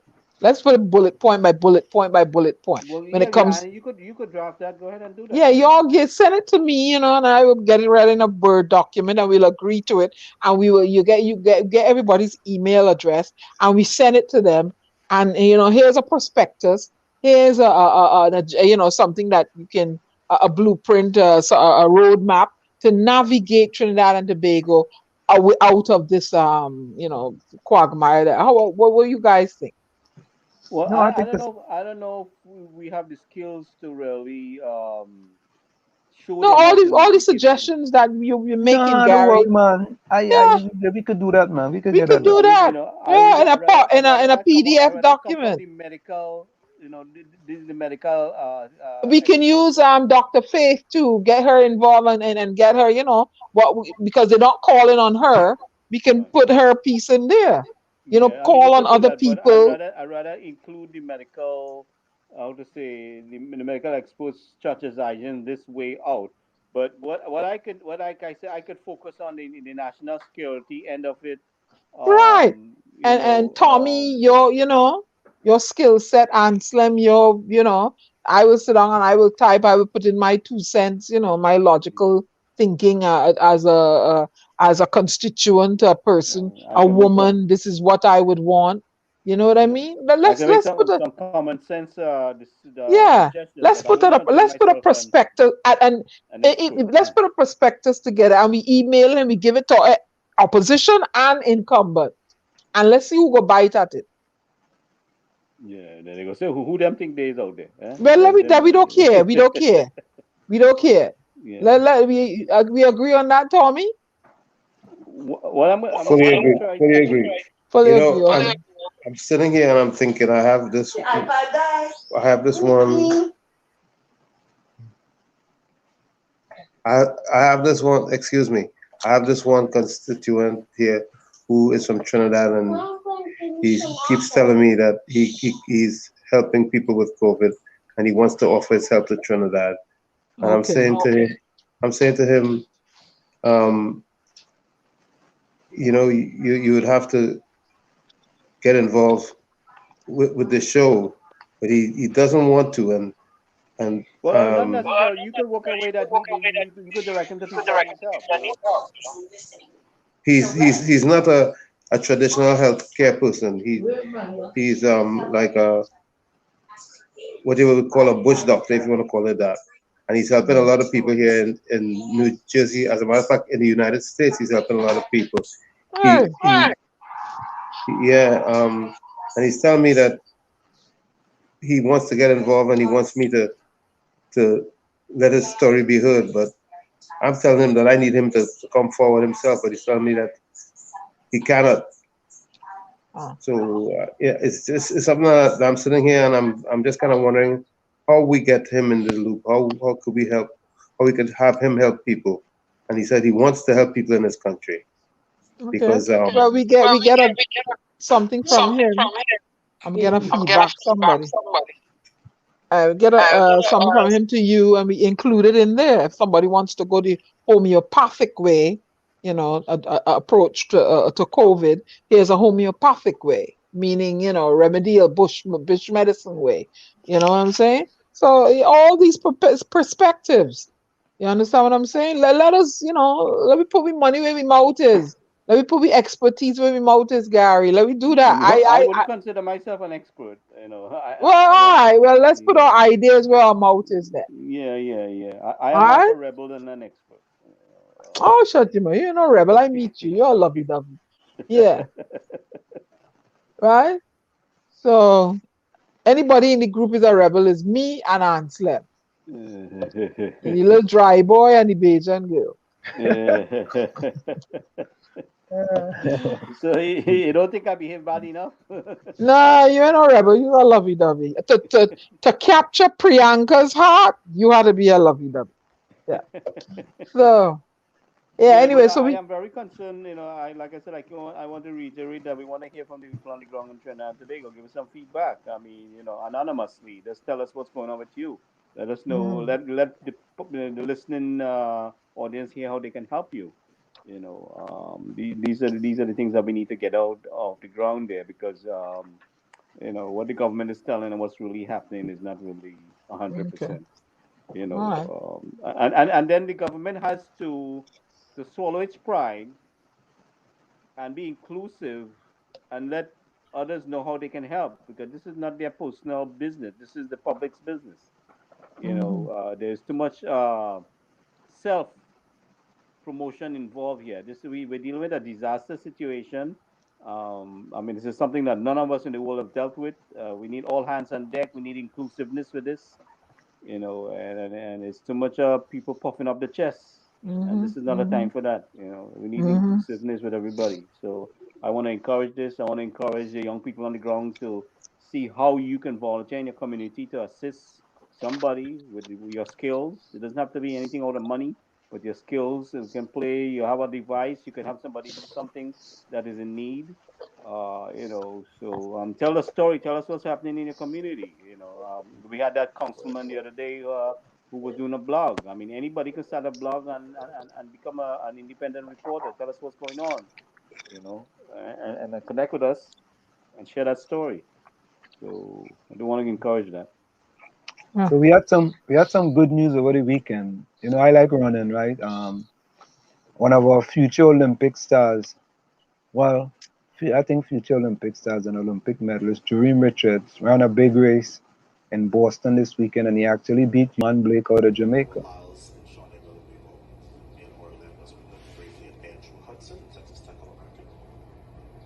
I think the race figures to come from 2 or 3, Blake and Richards.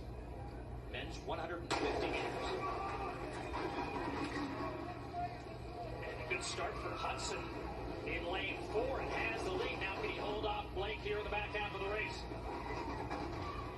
Now you start to see Richards at 200-meter speed carries him away to the victory here in Boston in 14:75, just off that meet record.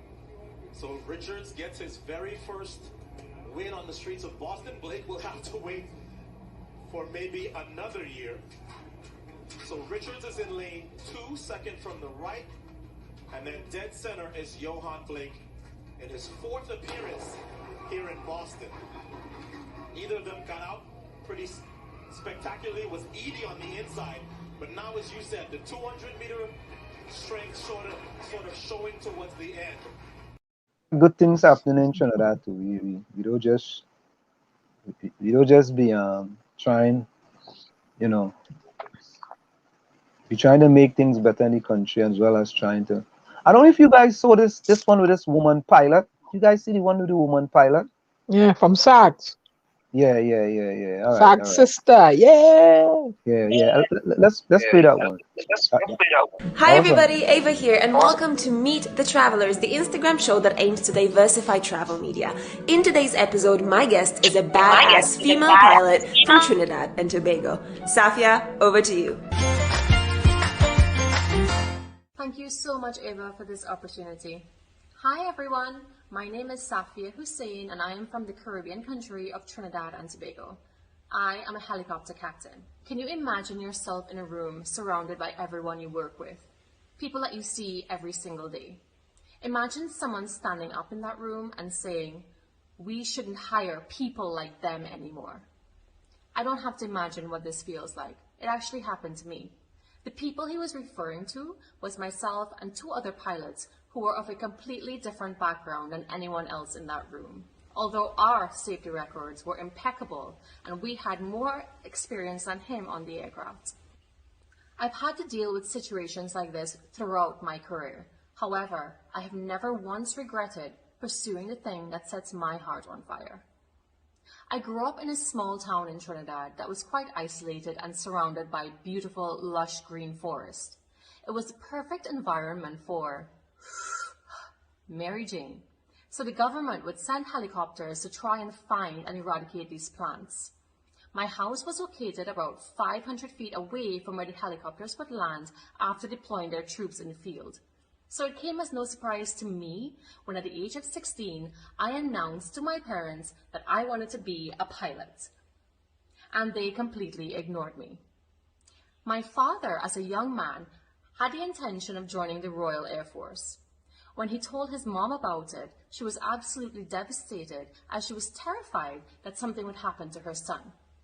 My grandmother's fears were real. 10 years ago, the helicopter that I was piloting suffered a catastrophic failure of the airframe. A very large piece of the helicopter broke off because of a flaw in the design and manufacture of the aircraft. It then caught on fire, and myself, the other pilot, and all our passengers were trapped inside.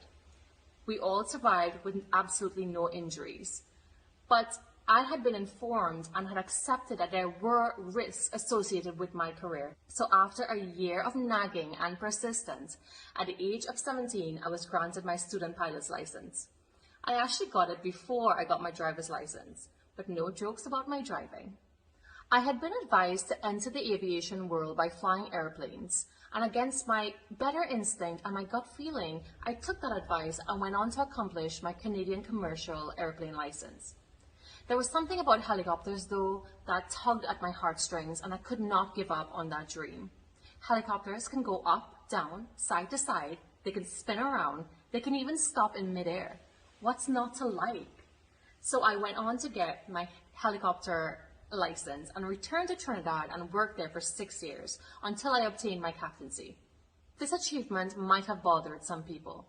One day I was flying with a pilot and he looked over at the cockpit and said to me, "Women should never be pilots. They lack the killer instinct." I've realized that small people say things like this sometimes to make themselves feel big. At the age of 26, I decided I wanted to merge the two things that I love most, aviation and travel. I applied to 3 different international companies. 2 responded saying, "Sorry, we don't hire women," and the third one said, "Come on down." I packed my life into one suitcase and moved by myself to the Middle East, where I worked for 3 years flying in the Persian Gulf. I then applied and was given a job in a neighboring Middle Eastern country, where I was doing something completely different. I was now a maintenance test pilot. This meant that I was a subject matter expert on the AW139 helicopter. I would perform test flights and ensure the aircraft was airworthy and safe for flight, and sometimes I would recover aircraft when they were down in the field. A year and a half later, I qualified as an instructor on the aircraft and became the first and only female VIP line pilot. I flew royalty and foreign dignitaries. But what excited me most about this job is that I was deployed to many different countries to work. Sometimes I would land at an airport and I would be the first female helicopter pilot the staff there had ever seen.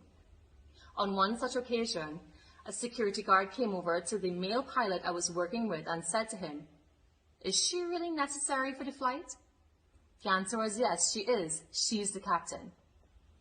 In spite of all of this, I have been given the opportunity to land on mountains. I've landed on the Burj Al Arab, and I even got the opportunity to fly by myself. Because who doesn't love alone time in a $20 million helicopter, right? From my own experience, I can say this to you. If there's something that sets your heart on fire, go after it. The worst that can happen is that you absolutely hate it, but you don't spend your life in regret. And the best thing that can happen is that you absolutely love it and it puts a smile on your face. As in my case, the road may not always be easy, but it will be worth it. Thank you guys so much for listening to me. If you want to say hi, you can head over to my Instagram page at Pilots and Passports. Thank you, Eva. Back to you. Safia, thank you so much for sharing your story with us. You are so inspiring. And to everybody who's watching, make sure you remember to head over to Safia's Instagram page. Remember, the world belongs to the brave. And I will see you in the next episode of Meet the Travelers. Mwah! Go Savi! Go Savi! Go Savi! Go Savi! Very impressive. Yeah. You like to bring good news story to us all.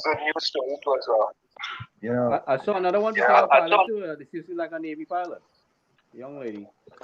Oh, another young lady. Yeah, I thought you saw that earlier, but maybe you didn't. Yeah, man. Yeah, anyway, guys. Yeah.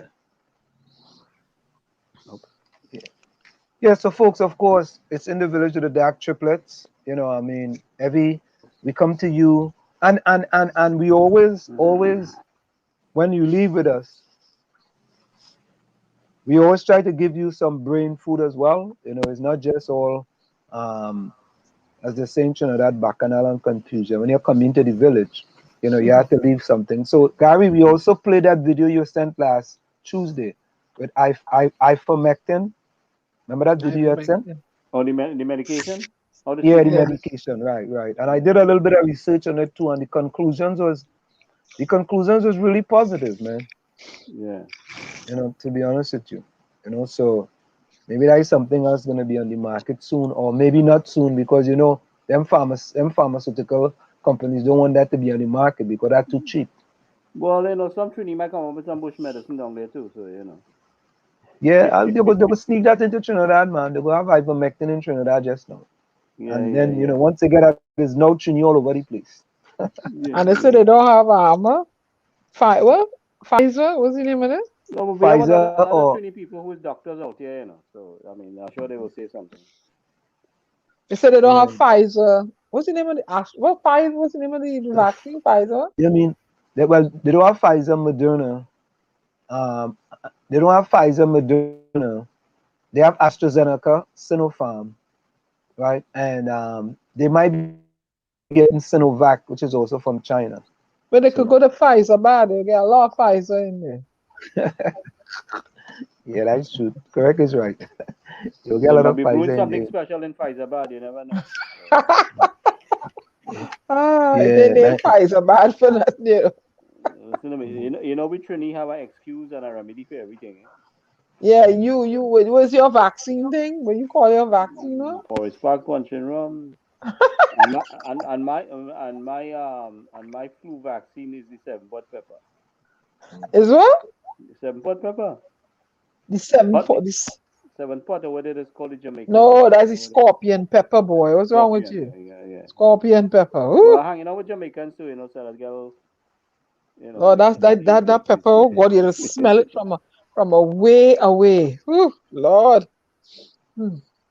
Yeah. So anyway.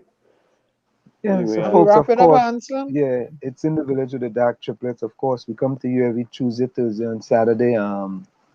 We hope we have given. Lana Mirage has been pumping a lot of things. Let her close. Yeah.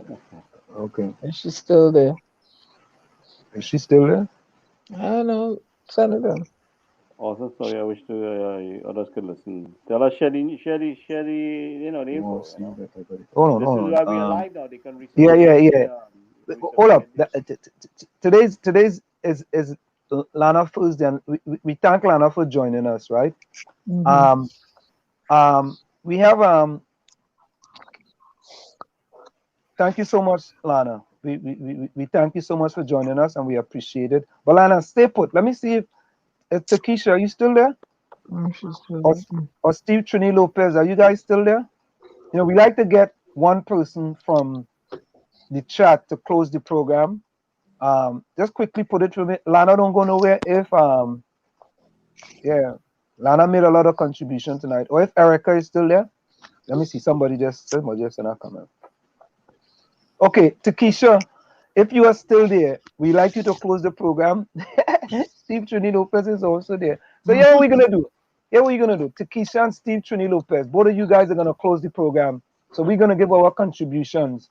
Then if you guys wanna type it in, or if you wanna call in and close the program, you can call in and we let you guys close the program. Takesha, you can call 973-868-1444. And Steve Trini Lopez, you can also call 973-868-144.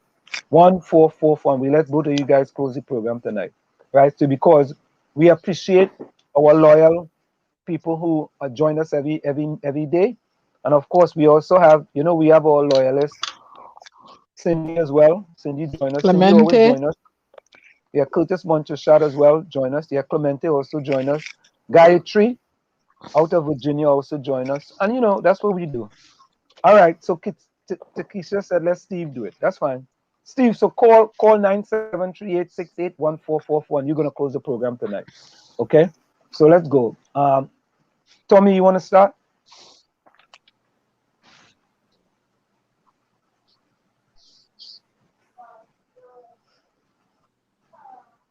Unmute me. No, you're on mute. You unmuted me? Yeah, I did. Okay. Okay, well, Steve, hold on. Okay. Again, I want to extend my condolences to the Muhammad family since 𝗪𝗶𝗹𝗵 passed today. I want to say that we should enjoy the little things. For one day, we may look back and realize that they weren't so little and that they were big things instead. That's by 𝗪𝗶𝗹𝗶𝗵. Also, silence is the best answer to the unwise for all of those, and that's for who they know who they are, that we haven't responded to when they said, and they continue to say negative things towards us. I want to believe, and I'm sure that the longest rope of an end, as a matter of fact, we also say the longest prayer has amen. So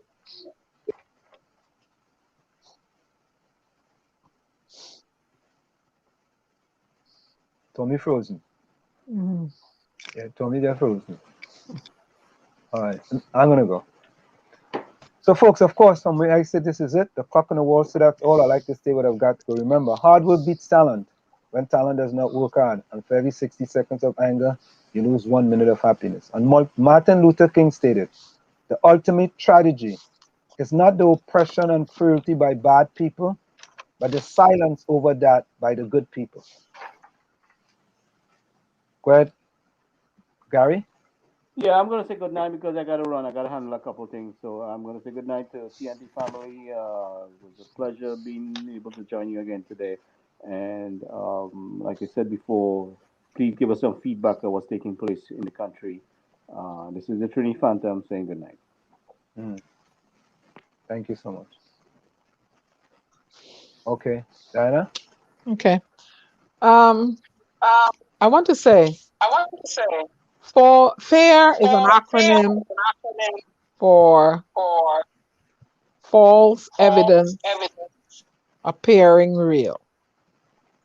Fear grows root when trust is lost. You need to fight fear with the truth. Viral half-truths are part of the fabric of today's internet. And the kind of anger it can inspire can turn into a dangerous commodity, as we've recently seen. And so I am urging those of you who have a platform or an extensive media of passionate and loyal followers to use your platform to disseminate the truth, to disseminate innovation, to spread peace and unity. As I have said before, it is okay to be political rivals, but political enemies is very unpatriotic, uncivil, and it does not send a positive message to the younger generation who are looking on. It is them who will take the helm of the country in the next 2 decades or more. There is only one Trinidad and Tobago. You're not going to find, or you're not going to get another one on the Mars or on the moon. So I urge you, the incumbent and the opposition, to cease with your cult-like behavior. Embrace each other's progressive ideas. Please hit the reset button and take Trinidad and Tobago forward. I know I am exhausted of the sandbox politics. Trinidad and Tobago nationals, I am beseeching you to adhere to the state of emergency. I am beseeching you to adhere to the health protocols, to stay in your homes, wear your mask in public, sanitize, social distance, wash your hands, and listen to Dr. Rowley and to Dr. 𝗪𝗟𝗡 to help curb the spread of COVID-19 and to get the economy rolling again. To MP Colin Imbert, please look at, listen to our ideas, perhaps take the grants directly to the homes, to the district of persons, and vaccinate, give them an incentive to be vaccinated so you can get the economy open the borders. I want to come to Tobago and take a sea bath. I'm tired. This is your resident poet bidding you auf Wiedersehen until we meet again. Good night. And of course, let me see if I get Steve Trini Lopez here. He's supposed to close the program. I know he was holding on, but hey, Steve.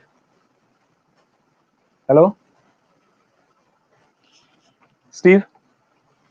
Steve. Yeah. Your turn, man. Your time to close the program, man. It's a very great program, and blessings to you all, and to all the listeners and all those people who support you all. I may God shower His blessing upon each and every one of us, and let us all be safe, and have a good night, everybody. All right, man. Thank you so much. I appreciate it. Yeah. And Takesha also sent it. Takesha said, I would like to thank God for waking me up this morning. Thank Him for the team for helping stranded nationals in any way they can. I pray to God every day that my country, Trinidad and Tobago, come together as one and unite to make things right. I rebuke COVID-19 from the land, and please, people, let's do this. Let's flatten the curve, and to the government, please put us first. Keisha, we want to thank you so very kindly. Also, Steve Trini Lopez, we want to thank you guys for closing the program. We want to thank Rose for joining us. Lana Maraj Buru as well for joining us. You know, we had so many people join us tonight. We want to thank you guys for joining us. Erica John as well joined us.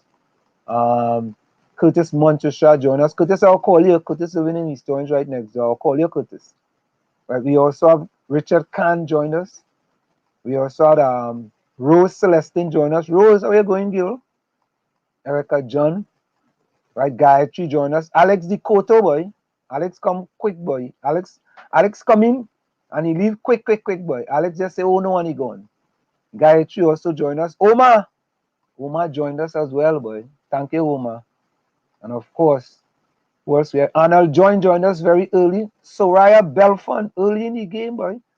Someone Erica Temeshi was supposed to be from Erica Temeshi from Chumaka. Cindy J joined us as well. JB Harper, boy. JB Harper hit and run. He come early and he gone, boy. Early and he gone. Right, Curtis Monteshad already mentioned him. Gayatri, Cindy J. Of course, Cindy J and Steve Trini Lopez is the lawyer, sis. Rose said good answer. Yeah, Curtis, I ain't gonna forget to call you. Right, as soon as I hang up right here, let me call you. As a matter of fact, let me put it in my phone right now. Let me look for your number and put it in my phone right now. Okay. So, folks, that's it. Of course, we'd like to thank you for joining us. You join us again this coming Thursday from 7 to 9 p.m. So I'm going to leave you guys. You know, I always like to leave you with either one or two songs, right? So I'm going to leave you with Preacher Song tonight. Because, you know, many of us here,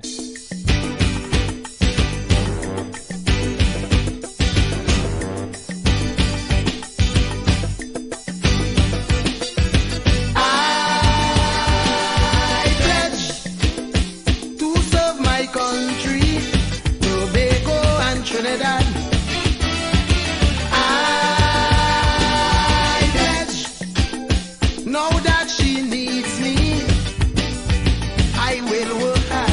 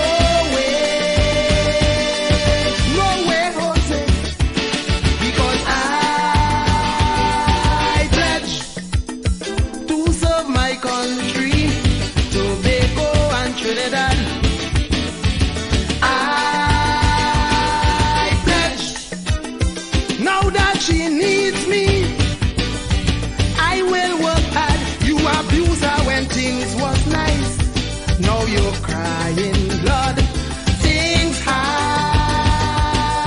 in Trinidad.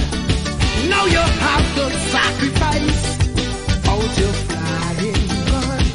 Things bad, bad, bad in Trinidad. You want piece of the apple, you yeah, it's sweet.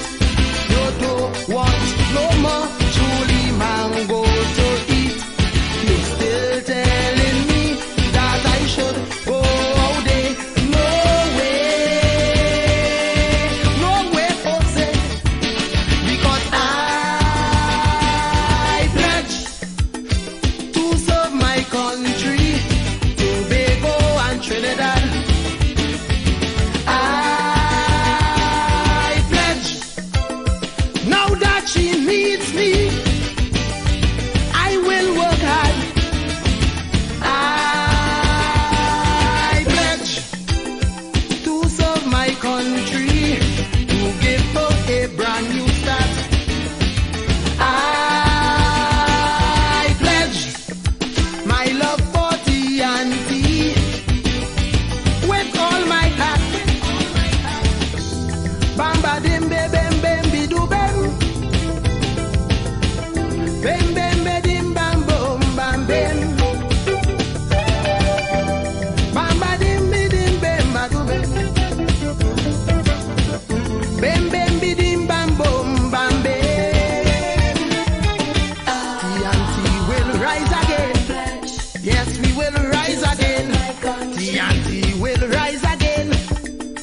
I honestly believe the auntie will rise again. Yes, we will rise again. The auntie will rise again and again and again and again. Say you can't find work to do, so you're grieving, Lord. Things hard in Trinidad. She has nothing to offer you, so you're leaving God. Things bad, bad, bad in Trinidad. But before you leave, brother, make up your mind to work like a mule. Sister, 2 jobs 1 time. Yet you're still telling me that I should go out there. No way, Jose, because I pledge, yes, I pledge to serve my country, Tobago and Trinidad. I pledge, now that she needs me, I will work hard. Now let's get down to serious work. Stop your crying, Lord. Things hard in Trinidad, and bring back the ship afloat. No denying God. Things bad, bad, bad in Trinidad. If I work with you, brother, you work with me. Together we could rebuild sweet T&T in a gesture of love. Let us all join our hands and sing. Oh yeah, oh yeah. I pledge to serve my country, to be. Oh yeah, that we met there, man. But you see, I try. Hold on, let me take this thing out.